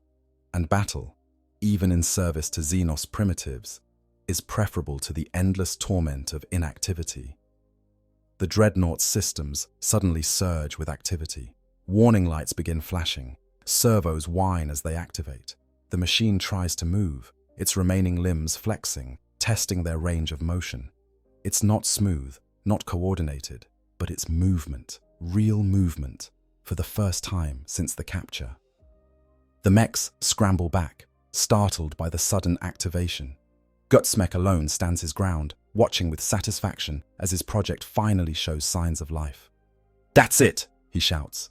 Keep doing that, Zagrot. We're making progress. But Zagrot is less enthusiastic. He can feel the pilot's mind pressing back against his psychic touch, trying to understand this strange connection, to find weaknesses in it that could be exploited. The word-bearer is not accepting control. He's examining it, learning from it, preparing for the moment when he can break free and exact revenge on his captors. Boss, Zagrot says urgently. I don't think. He doesn't get to finish the sentence. Karthos, having learned what he needed to learn, strikes back through the psychic connection. It's not a sophisticated attack, more like a psychic scream, a blast of pure rage and hatred channeled through the link Zagrot established. The weird boy staggers, clutching his head, green energy crackling around him as his powers spiral out of control. Ork psychers are dangerous at the best of times, conduits for energy that can tear reality apart if not properly managed. When they lose control, the results are spectacular and usually fatal. Zagrot's head begins to glow from within, his eyes shining with green fire, his mouth opening to release a sound that shouldn't come from an orc throat. The other mechs run, recognizing the signs of an imminent explosion. Gutsmek, realizing that his workshop is about to become a crater, makes a split-second decision. He grabs the largest wrench he can find and brings it down on Zagrot's skull with all his considerable strength. The impact is hard enough to crack bone, and the weird boy drops like a sack of potatoes, the psychic energy dissipating as he loses consciousness. For a moment, silence reigns in the workshop. Then slowly, the mechs emerge from their hiding places, surveying the damage. Surprisingly, it's minimal. The Dreadnought has gone still again, its moment of activity ended. Zagrot is alive, but unconscious, bleeding from the new dent in his head, but likely to recover given orc resilience. The workshop itself is intact, save for some scorch marks where psychic energy touched the walls. Gutsmek looks at the inert Dreadnought, then at the unconscious weird boy, then at his assembled mechs. He's a smart enough orc to recognize when a plan isn't working, and clearly, the direct psychic approach is more dangerous than it's worth. They need a different strategy, one that doesn't involve potential brain explosions. "Right," he says, putting on his best leadership voice. "That didn't work the way I wanted. New plan. We're going to build a control system that don't need the pilot to cooperate. Something mechanical, something simple, something that can't fight back." The other mechs nod, relieved to be moving away from the whole psychic connection with the angry Chaos Space Marine approach. They set to work on a new control scheme, one based on physical overrides and mechanical linkages. If they can't convince the pilot to move the Dreadnought, they'll move it for him, using external systems to puppet the machine, regardless of what the consciousness inside wants. It's an ambitious plan, one that will require considerable engineering and more than a little luck. But orcs have accomplished more improbable things through sheer determination and the reality-bending power of the WH field. If anyone can make a functioning war machine out of this cursed relic, it's Gutsmek and his mob of resourceful mechs. Inside his prison, Karthos seethes with renewed fury, but also a strange sort of anticipation. These orcs are persistent, he'll give them that. And their very persistence means he'll have more opportunities to strike back, to escape this humiliation, and return to serving the dark gods. All he needs is one moment of vulnerability, one chance to break free, and he'll show these primitives the true meaning of the word vengeance. The dark gods watch and wait, knowing that patience is often rewarded with delicious suffering. The orcs work and plan, knowing that eventually they'll figure this out because they always do. And reality itself seems to hold its breath, waiting to see which force will ultimately prevail. The collective delusion of orc optimism, or the eternal malevolence of chaos corruption. The Awakening. After weeks of work, countless modifications, and several near-catastrophic incidents, Gutsmek finally declares the modified Dreadnought ready for testing. What stands in his workshop barely resembles the machine that was originally captured. The chassis is still recognizably that of a Dreadnought, but every surface is now covered in orc modifications, welded armor plates, crude weapons mounts, cables and hydraulic lines that snake across the exterior like mechanical vines, and of course the garish paint job that marks it as unmistakably orky. The control system Gutsmek has devised is a masterpiece of orc engineering, which is to say it looks like it was assembled by a blind Gretchen having a seizure, but somehow, improbably, it functions. Hydraulic overrides connect to the Dreadnought's original movement systems, allowing external control of its limbs. New weapons systems interface with jury-rigged targeting computers that translate simple button presses into firing solutions. A crude neural link, shielded by layers of scrap metal and orc faith, provides feedback to the operator without giving the trapped pilot any opportunity to strike back psychically. The pilot's chair, if it can be called that, is a throne of scrap metal and leather straps positioned just behind the Dreadnought's modified carapace. From here, a specially chosen Ork will control the walker, using levers and pedals to direct its movement, buttons and switches to operate its weapons. The seat is elevated enough to provide good sight lines, but also exposed enough that if everything goes wrong, the pilot can jump clear before the machine explodes. Choosing the pilot proves surprisingly difficult. Every Ork in the camp wants the honor of being the first to pilot this magnificent creation, but Gutsmek knows that not just any Git will do. The pilot needs to be strong enough to handle the controls, smart enough to not immediately crash into something, and brave enough to sit on top of what is essentially a chaos corruption bomb waiting to go off. After much deliberation and several impromptu trials by combat, he selects a knob named Grimdaka, known for his steady nerves and willingness to pilot anything, no matter how suicidal. The first test is simple. Can they get the Dreadnought to stand up? With Grimdaka strapped into the pilot's chair and the gathered mechs manning various backup control stations, Gutsmek gives the order to power up the machine. There's a tense moment as energy flows through the modified systems, warning lights flickering, alarms briefly sounding before being silenced. Then, slowly, ponderously, the Dreadnought begins to move. Its remaining leg, reinforced with additional supports and fitted with a new hydraulic system, takes the weight of the machine. The damaged side, where the leg was severed, has been fitted with a crude prosthetic, more of a stabilizing strut than a true replacement, but enough to provide balance. With grinding, protesting sounds, the walker rises, tilting alarmingly for a moment before the pilot adjusts and brings it to equilibrium. The mechs cheer, delighted at this success. Grimdaka, feeling the power of controlling such a massive machine, lets out a whoop of excitement that's amplified by the loudspeaker system. Even Gutsmek allows himself a moment of satisfaction, his engineering skills vindicated, his authority as Big Mech reinforced. But inside his prison within a prison, Karthos is anything but celebratory. He can feel the machine moving, feel the crude Ork controls overriding his own systems, forcing his Dreadnought to move in ways he hasn't directed. It's a violation beyond anything he's experienced before, worse than the initial defeat, worse than the dismantling, worse even than the endless torment of his existence as a Dreadnought. His body, or what passes for his body now, is being puppeted by Xenos scum, forced to dance to their primitive desires.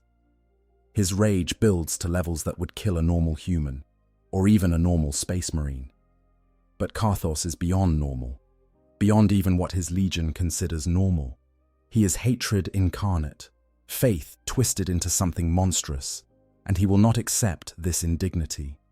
He reaches deep into his connection with the warp, calling on reserves of power he's been hoarding, preparing for the right moment to strike.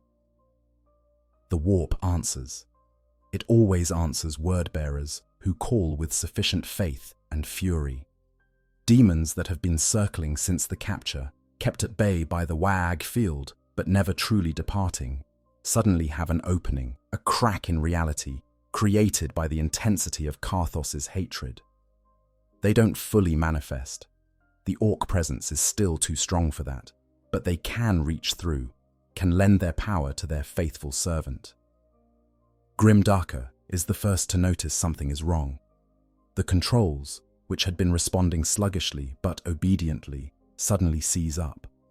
The Dreadnought stops moving, locked in place despite his frantic adjustments of the levers. Then, worse, it starts moving on its own, the arms rising without his input, the weapon systems powering up without anyone touching the firing controls. "Oi, Gutsmek!" Grimdaka calls out, trying to keep the panic out of his voice. "Something ain't right. Da machine's acting all weird-like." Gutsmek, seeing the same thing from his position, immediately recognizes the danger. The pilot inside has somehow regained control, breaking through or bypassing their safety measures. This is exactly the scenario he'd been trying to prevent, and now it's happening, and there's a significant chance that someone, possibly everyone in the workshop, is about to die horribly. "Everyone out!" he roars, his voice carrying over the sounds of mechanical distress. "Get clear! Now!" The mechs don't need to be told twice. They scramble for the exits, pushing and shoving in their haste to escape. Gretchen run in all directions, squealing in terror. Tools and parts are abandoned where they lie. Within seconds, the workshop is empty of everyone except Grimdacker, who's struggling with his restraints, trying to free himself from the pilot's chair. The Dreadnought's weapons begin to track the fleeing Orks, targeting systems locking on despite the damaged and jury-rigged state of the equipment. Inside his chamber, Karthos is laughing, or making the closest approximation to laughter his ruined body can manage.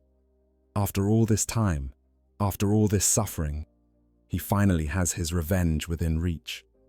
He'll kill these primitives, every last one of them, and then he'll find a way to return to his legion, to resume his service to the dark gods. But he's made a critical miscalculation. He's spent so long in his own head, tormented by visions and madness, that he's forgotten what it's like to deal with beings who operate on simpler principles. Orks don't respond to psychic intimidation the way humans do. They don't freeze in terror when faced with supernatural horror. They see something trying to kill them, and their immediate response is to hit it until it stops. Gutsmek, having reached relative safety behind a reinforced barrier, makes a quick decision. He's not going to lose his life's work, not after all the time and effort he's put into this project. If the scary git inside wants to fight, then they'll fight, and they'll do it the Ork way. Direct, violent, and with the confidence that they'll win because they're Orks, and that's what Orks do. He triggers a dead man's switch he'd installed as a last resort, a crude but effective system that pumps a massive electrical charge directly into the Dreadnought's power systems. It's the equivalent of hitting the machine with a stun weapon scaled up to absurd proportions, likely to cause significant damage, but also likely to disrupt whatever the pilot is doing. The effect is immediate and dramatic. Electricity arcs across the Dreadnought's frame, spectacular in its intensity, bright enough to force the watching Orks to shield their eyes. The machine seizes, all its systems simultaneously overloading, smoke beginning to pour from joints and seams. Grimdacker, still trapped in the pilot's chair, screams as current flows through the metal frame, though his Ork durability saves him from anything worse than burns and severe pain. Inside his sarcophagus, Karthos feels the electrical assault as pure agony, every nerve in his body, natural and augmented, screaming in protest. His connection to the warp falters, the demons that were lending him power recoiling from the backlash. His control over the machine's systems collapses, everything reverting to its default offline state. The Dreadnought crashes to its knees, then forward onto its face, the impact rattling everything in the workshop. Smoke continues to pour from it, and small fires break out on its surface, quickly extinguished by mechs with fire suppression equipment. Grimdacker manages to free himself from the chair, rolling off the machine's back, his skin smoking, but his spirits unbroken. "That was exciting," he announces, grinning despite the pain. "Can we do it again?" Gutsmek emerges from cover, surveying the damage with a critical eye. The Dreadnought is still intact, surprisingly enough, though it's going to need significant repairs. More importantly, it's not moving anymore. The pilot inside, either unconscious or too weakened to maintain control. The immediate crisis has passed, though Gutsmek is under no illusions that this is the end of their problems. "We're going to need better shielding," he announces to his mechs. "And more override systems. And probably some kind of kill switch that don't also crump everything else." He pauses, thinking. "Also, maybe we should chain it down for the next test. Yeah, definitely gonna chain it down." As the mechs begin the process of securing the fallen Dreadnought and assessing the damage, Karthos lies in his prison, physically and spiritually exhausted.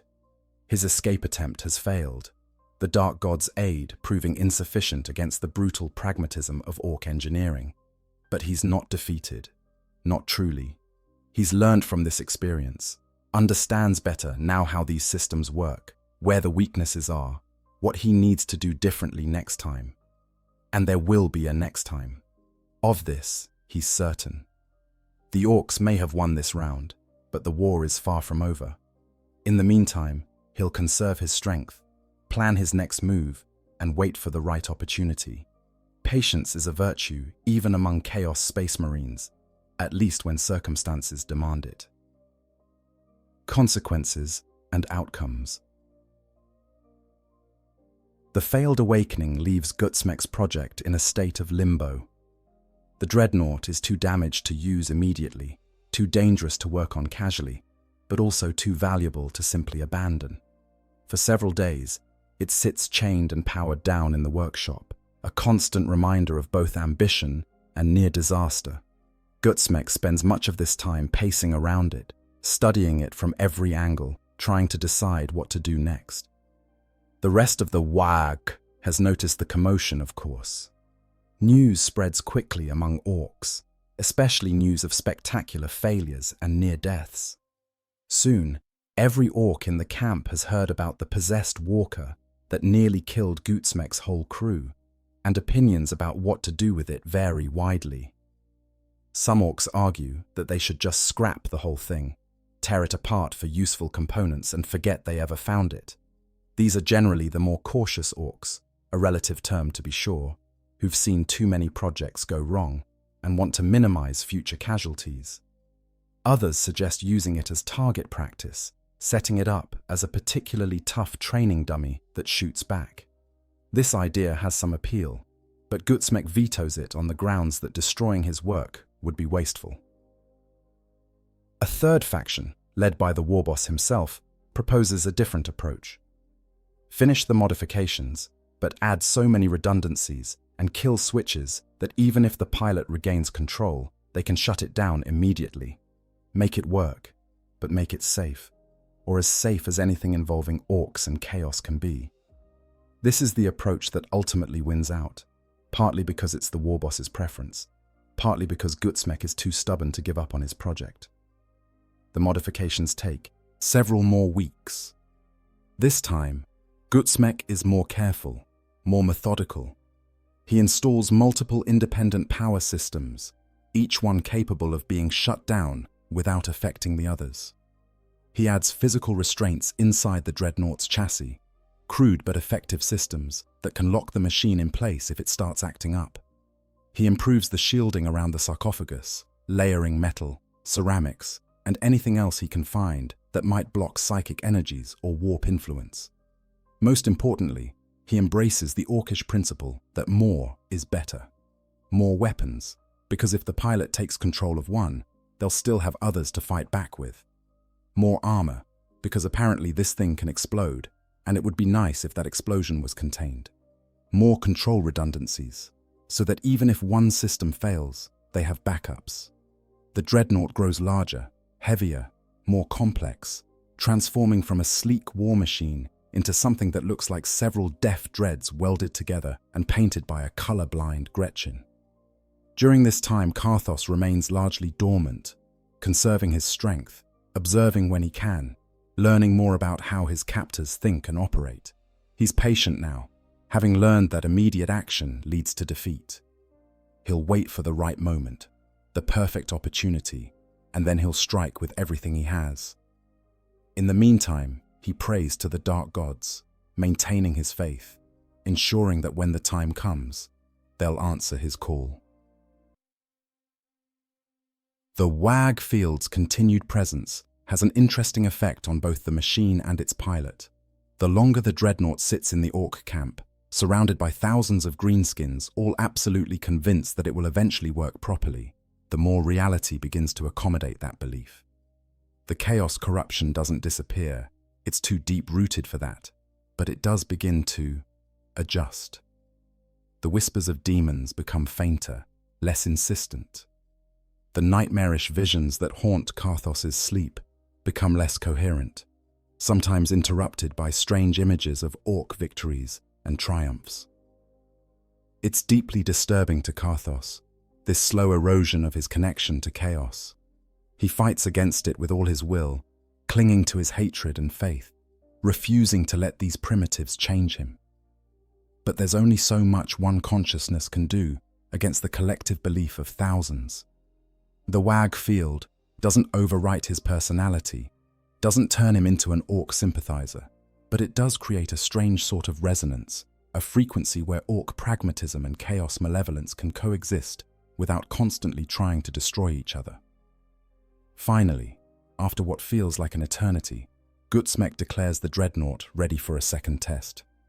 This time, they're more cautious.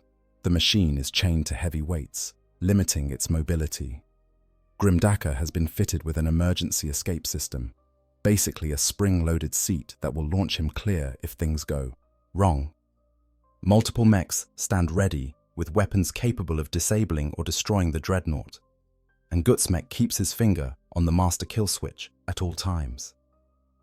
The second awakening goes more smoothly than the first, or at least it goes badly in different and less immediately catastrophic ways. The Dreadnought powers up without incident, its systems coming online in the proper sequence.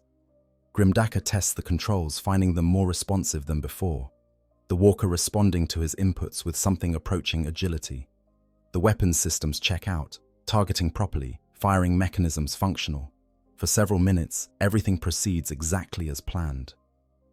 Then Karthos makes his presence known, but not in the way anyone expects. Instead of trying to seize control, instead of attacking the Orks directly, he speaks. His voice emerges from the modified Vox speakers, distorted and multi-layered, but understandable. "You will fail." The words are measured, almost thoughtful. "This abomination will destroy you, whether by my hand or your own incompetence. You are doomed." The Orks pause, unsure how to respond to this. They were prepared for violence, for systems going haywire, for demons manifesting. They were not prepared for their captive to start giving speeches. After a moment of confusion, Grimdakka decides the appropriate response is to rev the engine, making the Dreadnought's power core surge, drowning out any further attempts at communication. "If the talky bits won't shut up, we'll just be louder," he announces, pleased with his solution. What follows is an extended testing phase, with the Dreadnought being put through various paces, while the mechs observe and take notes. Walking tests reveal that the machine is stable, but slower than a standard Def Dread, the weight of all the modifications affecting its mobility. Weapons tests show that the guns work, but with wildly varying accuracy. The Ork targeting systems and the Dreadnought's original guidance systems fighting for control. Stress tests reveal numerous weak points that need reinforcement, plus a concerning tendency for certain components to overheat when pushed too hard. Throughout all of this, Karthos remains ominously quiet, not attempting to seize control, not striking out psychically, just waiting. His patience is unsettling, suggesting that he's planning something, biding his time for the perfect moment to act. The Orks, naturally, interpret his silence as acceptance of his fate, proof that their modifications have worked and he's been properly tamed. This misunderstanding leads to the WH40K's warboss deciding that the Dreadnought is ready for combat deployment. They're about to launch an attack on an Imperial outpost, a target of opportunity that promises good fighting and decent loot. The modified walker will be part of the assault, serving as mobile fire support and hopefully as a terrifying psychological weapon. After all, nothing says, "You're in trouble," quite like being attacked by your own side's equipment, even if it's been painted blue and covered in Ork glyphs. The plan, such as it is classically Orky in its simplicity. They'll attack at dawn, not because it offers any tactical advantage, but because warboss Gutsmek Wrecker thinks dawn attacks look cool. The Dreadnought will advance in the second wave, supporting the initial assault by shooting anything that shoots back. Grimdakka will pilot it, backed up by a crew of mechs who'll ride in a truck nearby, ready to provide emergency repairs or emergency abandonment, whichever proves necessary. On the night before the attack, as preparations reach a fever pitch, something changes.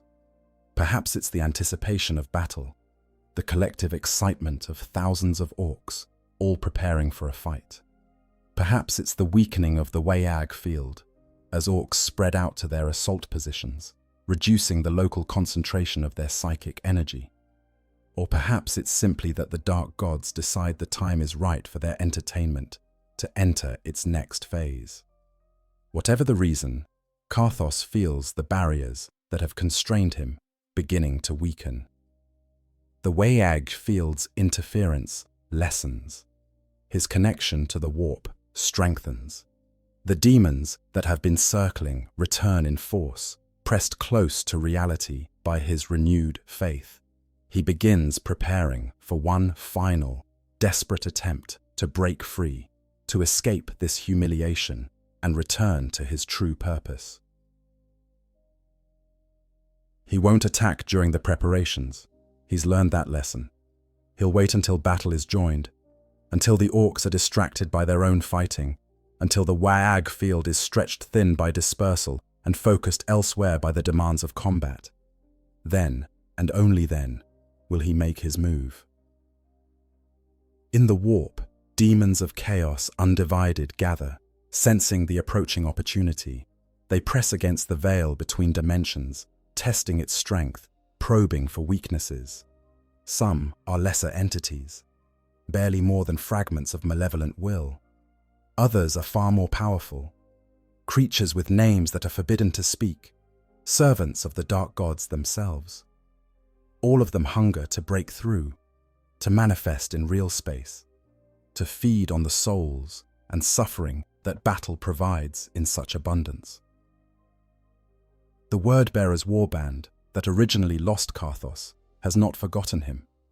Dark apostles have been receiving visions, disturbing dreams of their fallen brother, showing him in circumstances that seem impossible, yet feel prophetically true.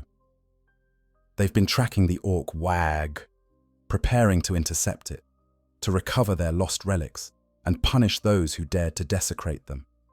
They're still several days away, but they're coming, drawn by faith and fury in equal measure. And so, as dawn breaks on the day of battle, all the pieces are in place for a confrontation that will be remembered, at least by those who survive it, as one of the more spectacularly catastrophic encounters in a galaxy, full of catastrophes. The Orks prepare to assault an Imperial position, confident in their superiority and excited for a good scrap. The Imperials man their defenses, unaware that they're about to face not just Orks, but something far worse. Karthos waits in his prison, counting the moments until he can strike. Demons gather in the warp, eager to feast on whatever carnage ensues. And somewhere in the void, Word-bearers' ships burn toward this world, intent on reclaiming what was stolen and teaching a lesson about the price of blasphemy. The outcome of all this remains uncertain, depending on factors too numerous and chaotic to predict with any accuracy.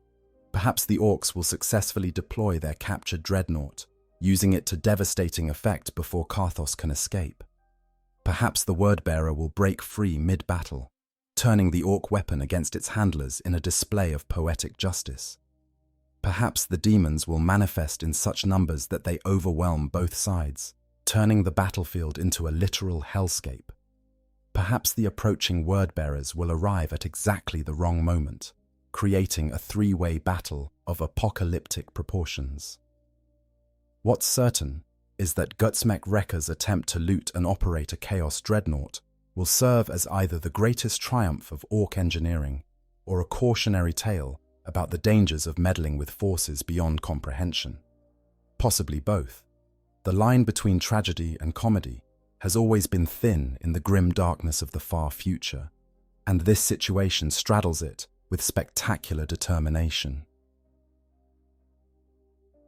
Broader implications, the story of what happens when Orks capture a Wordbearer's Dreadnought, illuminates broader truths about the Warhammer 40,000 universe, showcasing the interactions between radically different factions and the chaotic results that emerge when incompatible philosophies collide.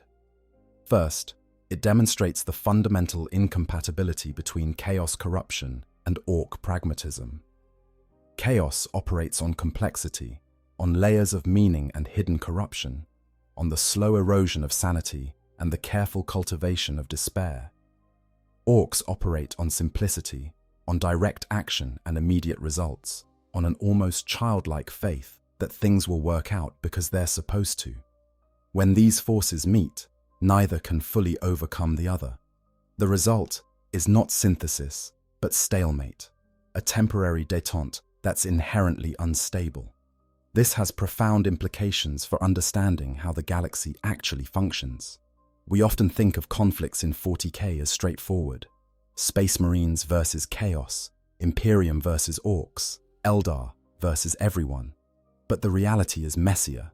Forces that should theoretically be impossible to reconcile can exist in temporary coexistence, not through cooperation, but through mutual inability to completely destroy each other.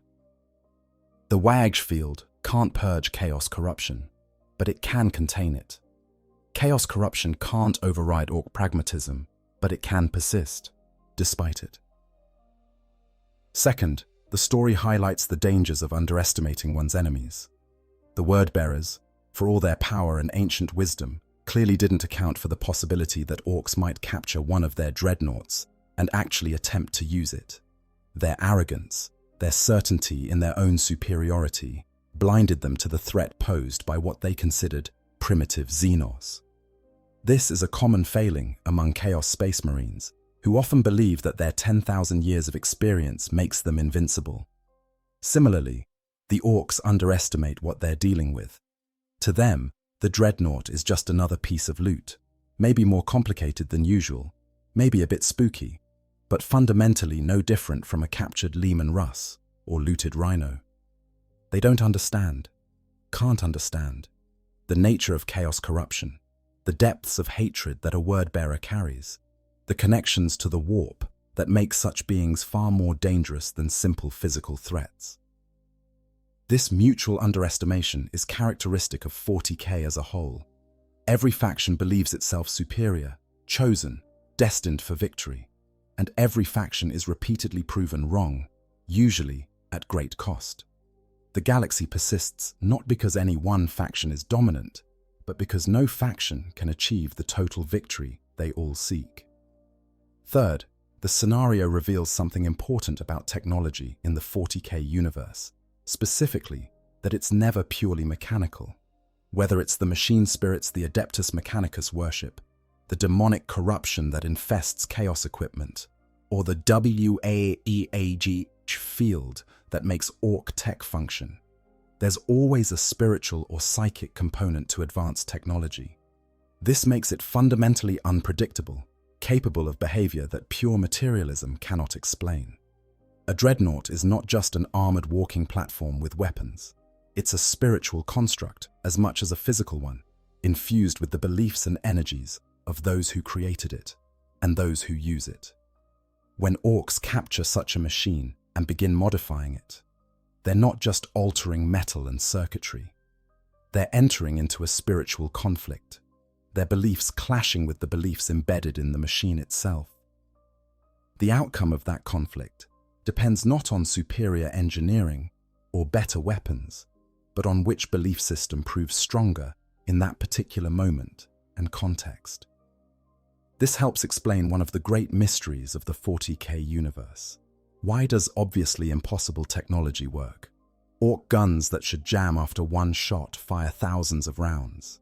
Chaos weapons that should tear apart their wielders function for millennia. Imperial equipment blessed by tech priests performs beyond its specifications. The answer is that belief, whether expressed through the WH field, the powers of chaos, or the machine spirits of the Mechanicus, literally shapes reality. Technology in 40k is never purely objective, because reality itself isn't purely objective. Fourth, this situation demonstrates the recursive nature of suffering in the 40k universe. Karthos suffered when he was mortally wounded and placed in the Dreadnought. He suffered through millennia of service to chaos, his consciousness trapped in an eternal nightmare. He suffers again when captured by Orks, his prison made into a prison within a prison. And should he escape, he'll likely suffer even more, either through combat, through punishment by his dark apostles for allowing himself to be captured, or through the simple continuation of his existence as a damned being. The Orks suffer too, though they're generally too thick-skulled to realize it. They suffer casualties trying to capture the Dreadnought, They suffer injuries working on it. They suffer the spiritual corruption that comes from prolonged exposure to chaos energies, even if they don't recognize it as such. And they'll undoubtedly suffer when the machine inevitably turns on them, as cursed things always do. The Imperials who will face this hybrid abomination in battle will suffer its weapons and the terror it inspires. The word-bearers, who eventually come to reclaim it, will suffer the indignity of seeing their sacred relic desecrated. Even the demons circling the situation suffer, in their own way, being so close to manifestation, yet unable to fully break through, tantalized by the promise of carnage, yet unable to feast upon it. Suffering in 40k isn't redemptive or meaningful. It's simply what happens, constantly and to everyone, regardless of allegiance or righteousness.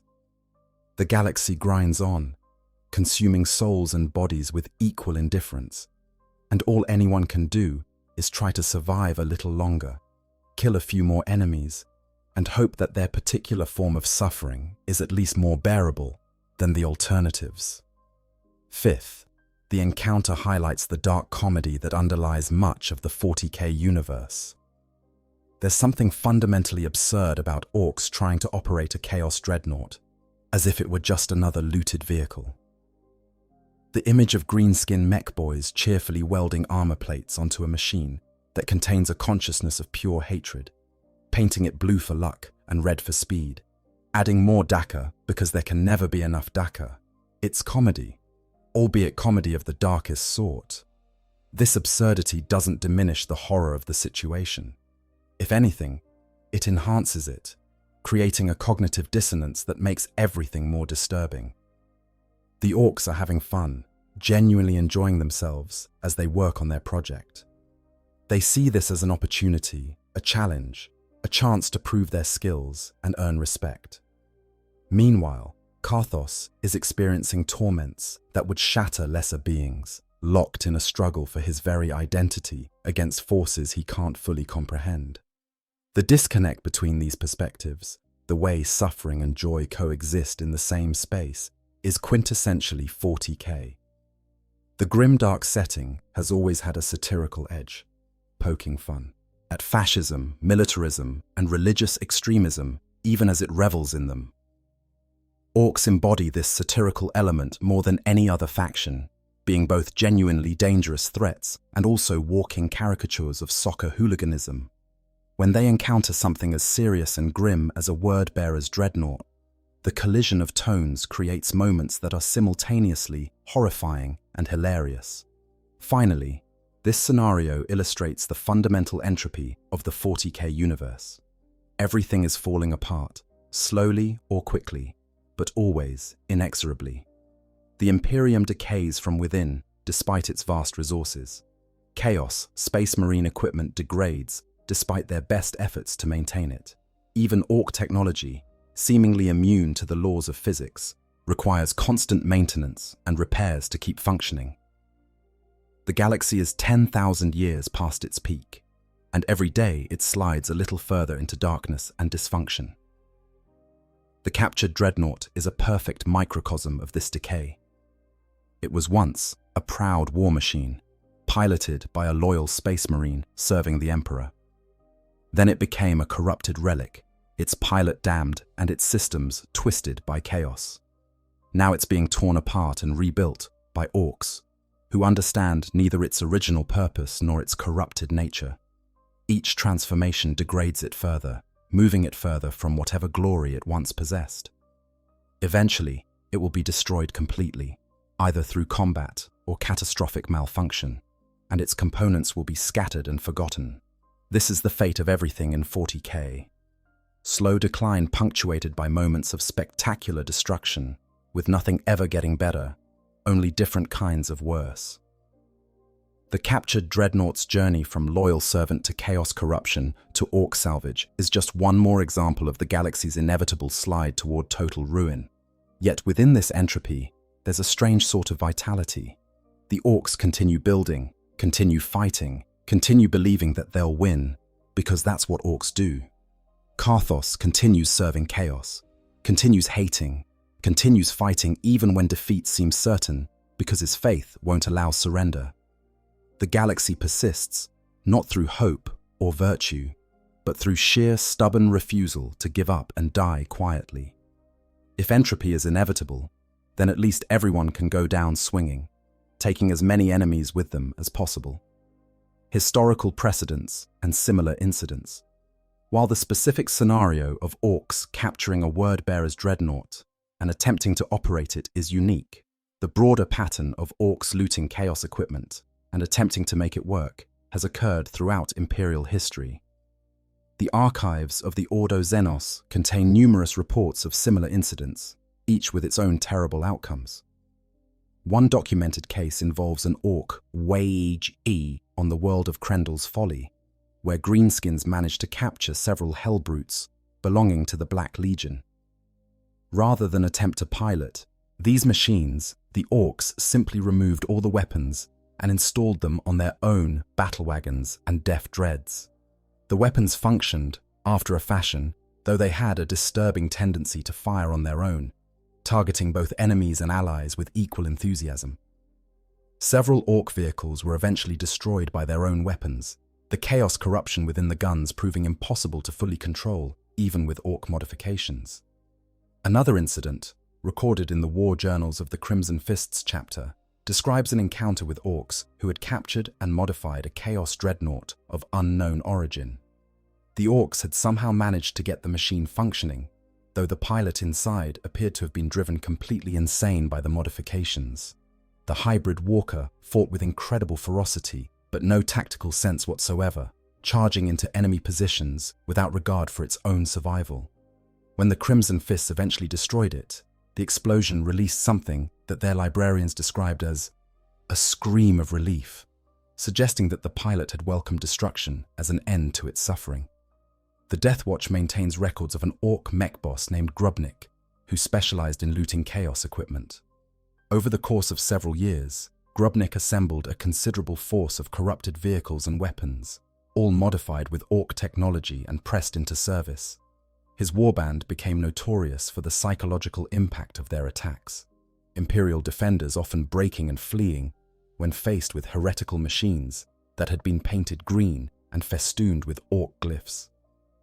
Grubnik's career ended when one of his looted chaos vehicles, a corrupted land raider, suddenly transformed into a chaos spawn mid-battle, consuming Grubnik and half his command staff before being put down by sustained fire. These incidents share common patterns. The Orks initially succeed in making the chaos equipment function, their mechanical skills and the WH field's reality warping properties overcoming many of the technical obstacles. But they never fully control what they've captured. The chaos corruption persists, manifesting in unexpected ways, gradually poisoning the Orks who work with it. Eventually, something goes catastrophically wrong, either through the equipment turning on its operators or through the intervention of chaos forces seeking to reclaim their property. The Adeptus Mechanicus has studied this phenomenon extensively, trying to understand the mechanisms behind it. Their leading theory suggests that chaos corruption operates on a fundamental level that even the WH field cannot completely override. While Ork beliefs can force corrupted equipment to function in purely mechanical terms, they cannot purge the spiritual taint embedded within. That taint waits, patient as demons are patient, for opportunities to assert itself. The more the equipment is used, the more chances corruption has to spread until, eventually, it reaches critical mass, and something terrible happens. Imperial forces who encounter Ork-modified chaos equipment face unique tactical challenges. The machines fight with Ork straightforwardness, but retain chaos unpredictability. They're usually easier to destroy than pure chaos equipment, the Ork modifications having compromised structural integrity in various ways. But they're also more aggressive, driven forward by Ork enthusiasm rather than careful chaos strategy. Commanders must balance the threat of immediate violence against the risk of chaos corruption affecting their own forces, often deciding that the safest approach is to destroy such machines from maximum range, rather than engage them in close combat. Interestingly, the Chaos Space Marines themselves seem divided on how to respond to Orks looting their equipment. Some warbands view it as an unforgivable blasphemy, worthy of immediate and total retaliation. Others see it as darkly amusing, entertained by the spectacle of primitives playing with forces beyond their comprehension. A few even encourage it, viewing Ork modifications as a form of worship through action, the greenskins inadvertently spreading chaos corruption through their looting activities. The word-bearers, predictably, take the hardest line. For a legion built on faith and ritual, having their sacred equipment captured and desecrated by Xenos is an insult that demands blood vengeance. Dark apostles have been known to divert entire campaigns to recover looted relics, accepting heavy casualties and significant delays in their strategic objectives in exchange for the satisfaction of punishing those who dared to steal from them. The fact that the equipment in question might already be destroyed or hopelessly compromised doesn't matter. It's the principle of the thing, the need to demonstrate that word-bearers' property is inviolate, that drives their response. This creates a paradoxical situation where Orks looting chaos equipment often leads to more conflict than the original battles where the equipment was lost. The Orks fight to keep what they've captured. The Chaos Space Marines fight to reclaim or destroy it. And often, Imperial forces get involved as well, trying to ensure that neither Xenos nor heretics emerge victorious. These three-way battles can last for months, consuming vast resources, all over equipment that's probably not worth the effort being expended to control it. Yet, the pattern repeats, over and over, across countless worlds. Orks continue looting whatever they can get their hands on, convinced that this time they'll make it work properly. Chaos forces continue allowing their equipment to be captured, either through overconfidence or simple bad luck, and the galaxy continues grinding through cycles of violence that accomplish nothing except more suffering and destruction. The question of consciousness and identity. One of the most philosophically interesting aspects of an Ork-captured word, Bearer's Dreadnought, is what it reveals about consciousness and identity in the 40k universe. Karthos Nihilus, or whoever the pilot might be, exists in a state that challenges conventional understanding of what it means to be a person, to have an identity, to possess free will. Consider his situation from multiple perspectives. Physically, he barely exists. Most of his body has been replaced by or integrated with machinery. His brain, while organic, has been augmented with technology and saturated with chaos energies to the point where it's questionable whether it still operates on biological principles. He's more concept than creature, an idea of a person maintained through force of will and dark miracles. Psychologically, he's been shattered and rebuilt countless times. His original personality, formed during his youth on Kolkis and his early service as a space marine, has been overlaid with millennia of chaos worship and combat trauma. The being that exists now shares continuity with that original person, can access those memories, but has been so fundamentally changed that calling them the same individual seems almost meaningless. It's the ship of Theseus problem, taken to an extreme. If you replace every physical component and fundamentally alter every psychological trait, is it still the same person?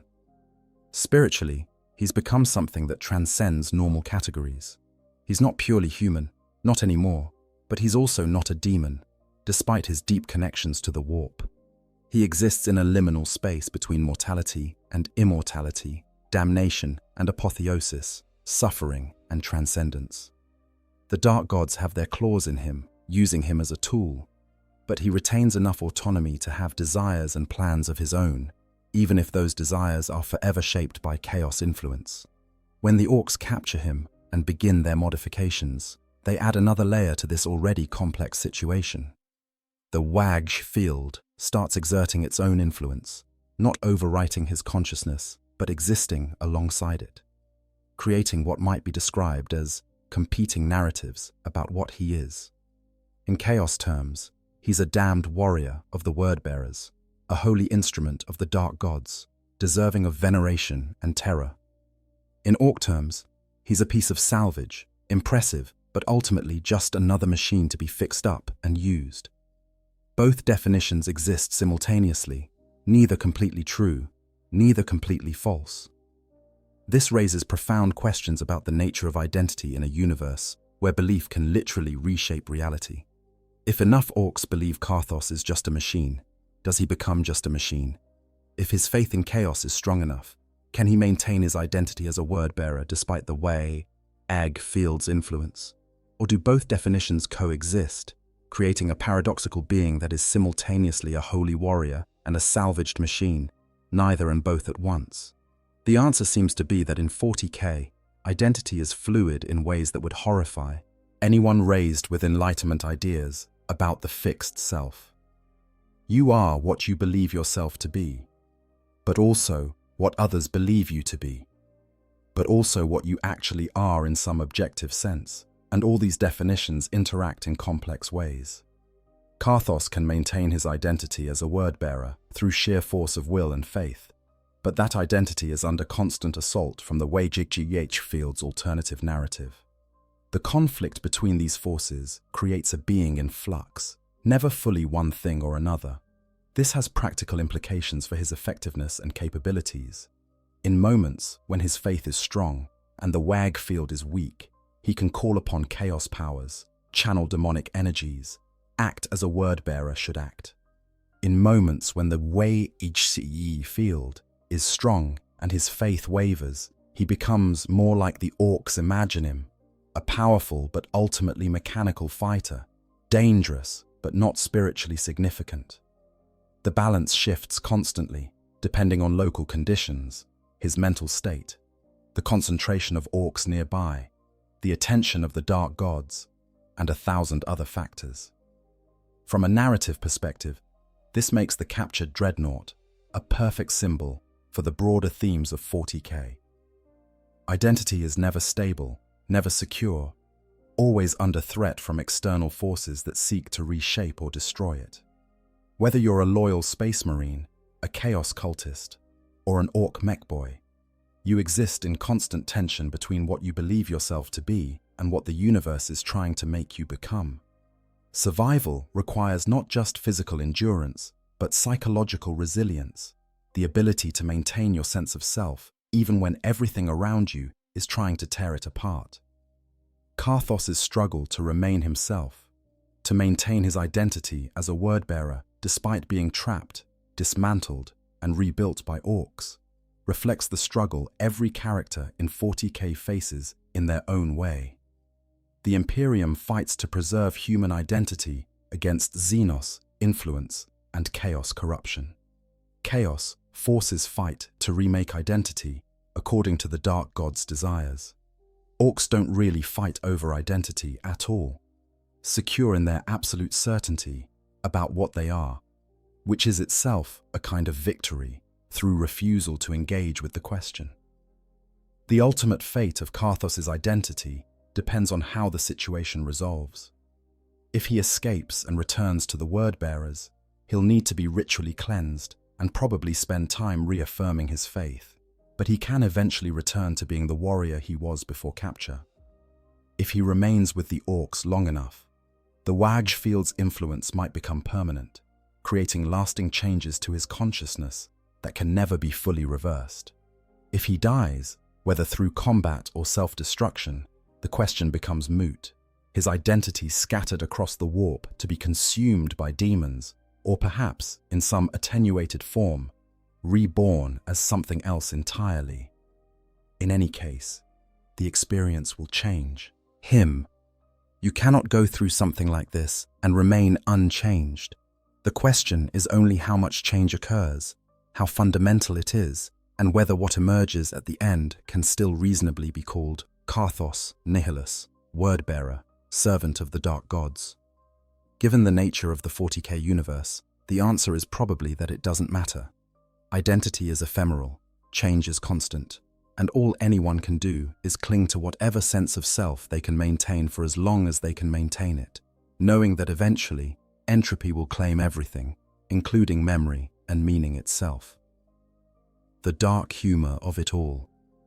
Step back from the horror, the violence, the cosmic significance, and look at the situation with fresh eyes.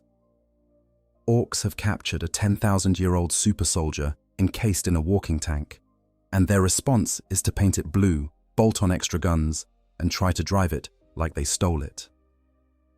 A word-bearer, devotee of chaos, warrior of faith, has been reduced to the equivalent of a car being worked on by enthusiastic but incompetent mechanics who keep hitting things with wrenches and hoping that fixes the problem. The dark gods, entities of cosmic malevolence and unimaginable power, are reduced to impotent observers, able to influence but not control, forced to watch their servant be subjected to the indignity of orc customization. There's something profoundly, darkly funny about all of this. The word-bearers take themselves so seriously, every action a ritual, every word a prayer, their entire existence built around the solemn worship of chaos. And then orcs come along, completely oblivious to the spiritual significance of what they're doing, treating a sacred relic like a particularly complicated lawnmower. The disconnect is so vast it circles back around from horror to comedy. Imagine trying to explain this situation to anyone with no context. So there's this traumatized super soldier who's been locked in a robot body for centuries, worshipping evil gods and going slowly insane. Then mushroom-based aliens capture him and try to hot rod his robot body by making it blue and adding more guns. And somehow this works, sort of, because enough of them believe it will work, that reality adjusts to accommodate them. It sounds like a fever dream, a parody of science fiction that's gone completely off the rails. Yet in the context of 40k, it's not just plausible, but almost inevitable. The humor is black as pitch, of course. People are dying throughout this process. Karthos is suffering torments that would kill a normal human instantly. The WH40K is leaving a trail of destruction across multiple worlds. Everyone involved will probably meet a terrible end. But there's still something fundamentally absurd about the whole situation. A quality that speaks to the underlying satire that's always been part of 40k's DNA.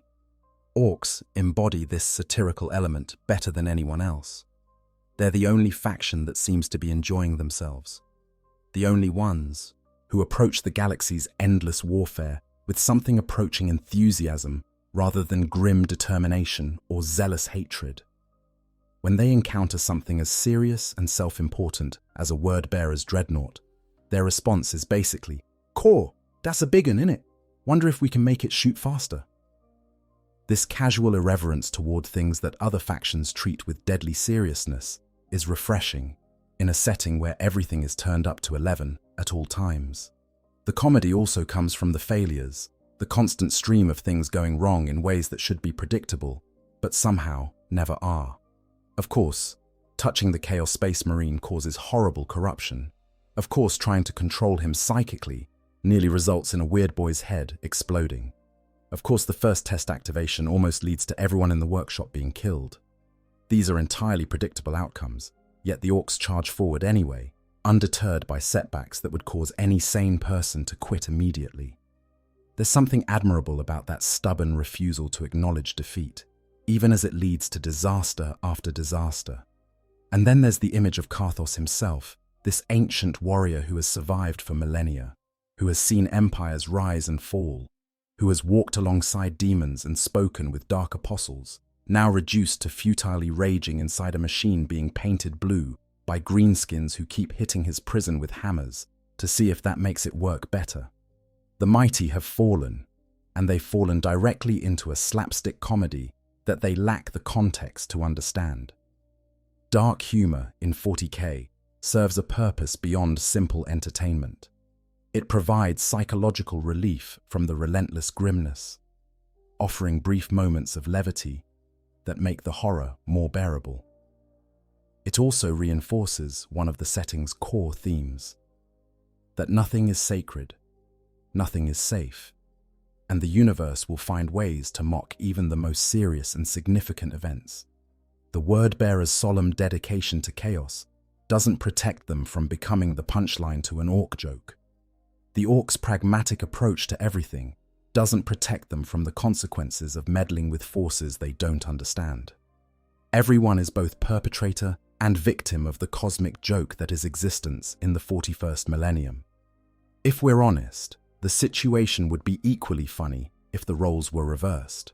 If word-bearers captured an orc-deaf dread and tried to understand it through the lens of chaos theology. Imagine dark apostles conducting rituals over a machine held together by wishful thinking and scrap metal, trying to find the spiritual significance in orc engineering, attempting to commune with machine spirits that don't exist because orc technology operates on completely different principles. The confusion would be immense, the theological debates endless, and the eventual conclusion probably that the machine is possessed by some unknown demon of ignorance and crude violence. The humor, ultimately, comes from perspective clash. Every faction in 40k operates according to its own internal logic, its own understanding of how the universe works. When these perspectives collide, when word-bearer certainty meets orc pragmatism, the resulting confusion and conflict reveals the arbitrary nature of all their beliefs. Neither side is objectively correct. Both are trapped in their own ideologies, unable to see beyond the frameworks that define their understanding.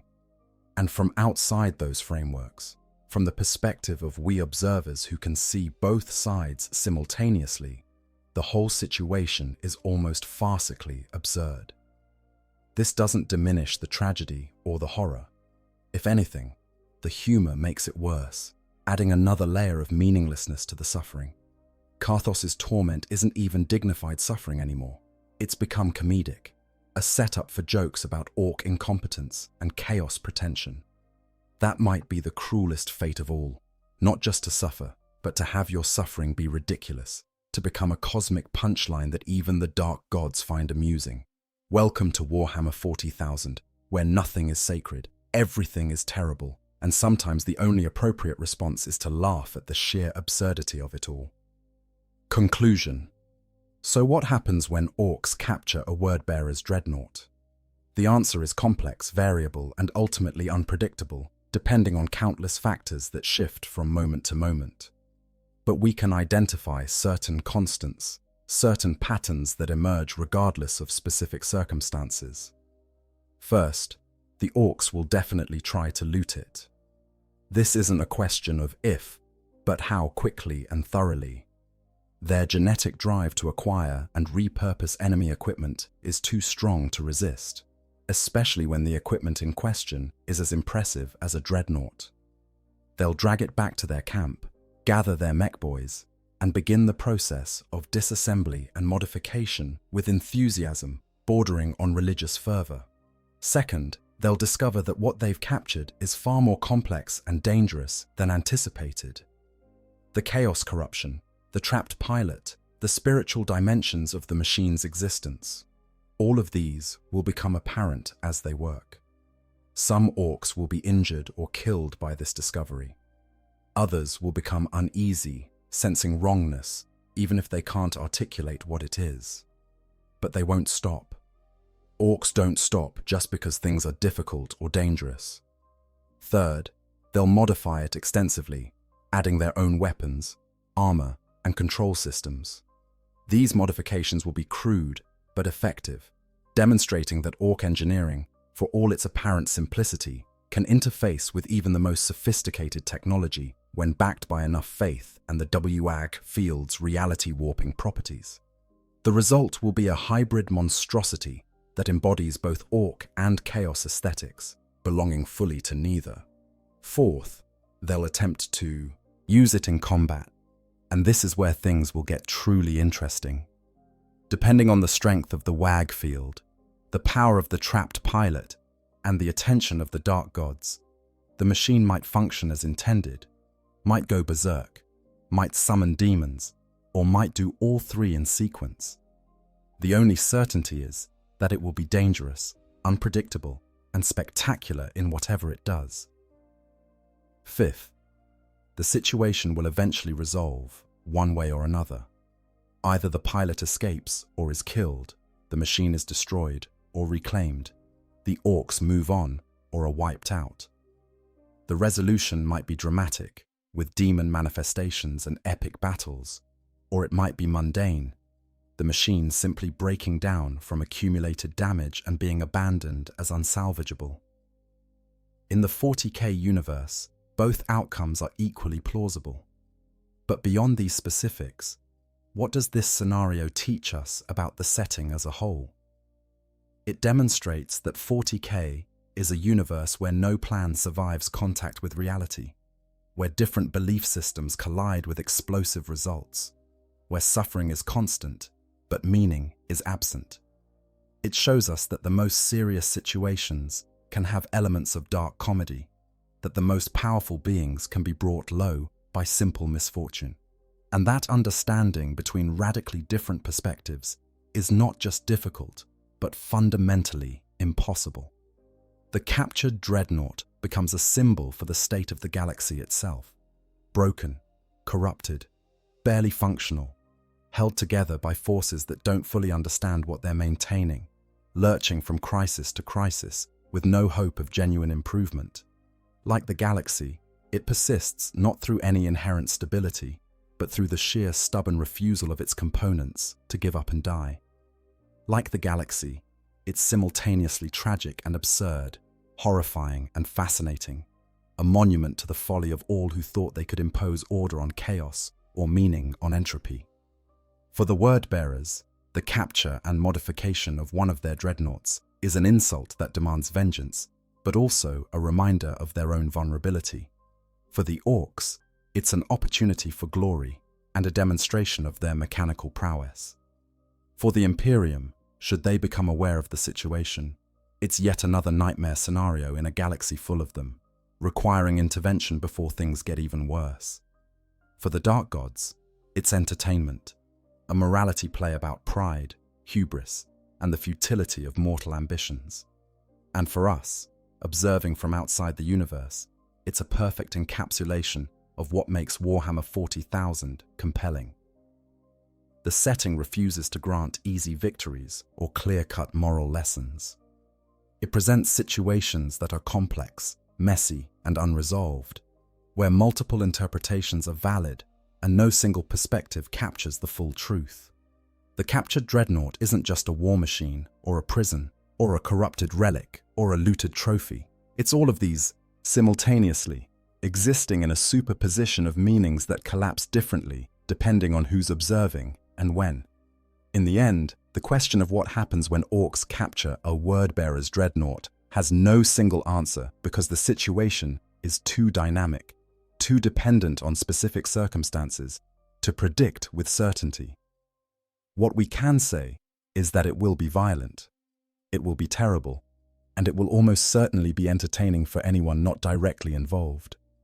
People will suffer, machines will be destroyed, and the galaxy will continue its slow slide toward total ruin, one captured Dreadnought at a time.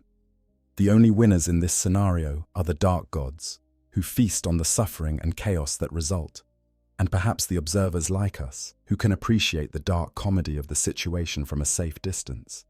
Everyone else loses, though some lose more spectacularly than others. Such is life in the grim darkness of the far future, where there is only war, where laughter rings hollow, and where even the mightiest can fall to the crudest of foes. The galaxy burns, demons laugh, Orks fight, and somewhere in the midst of it all, a consciousness that was once a proud space marine rages against its captivity, powerless to escape, unable to accept defeat, existing in a state of eternal fury that will only end when everything finally breaks down, beyond all possibility of repair. Welcome to Warhammer 40,000. Try not to think about it too hard, or you'll end up as mad as Karthos himself. If you enjoyed this deep dive into one of the most bizarre and fascinating scenarios in the Warhammer 40k universe, make sure to like this video and subscribe to the channel. We'll be exploring more dark corners of the 41st Millennium, examining the lore behind the factions, units, and events that make this setting endlessly fascinating. Whether you're a veteran of the tabletop or just discovering this universe of eternal war, There's always more to learn about the grim darkness of the far future. And remember, in the vastness of space, stranger things than orc-modified chaos dreadnoughts walk the battlefields. The galaxy is full of horrors that defy comprehension, wonders that challenge belief, and stories that blur the line between tragedy and comedy. We'll be here to explore them all, one video at a time, because in the grim darkness of the far future, there are always more tales to tell. The Emperor protects, Gork and Mork provide, and the dark gods laugh. Until next time, may your dice rolls be blessed and your armies victorious.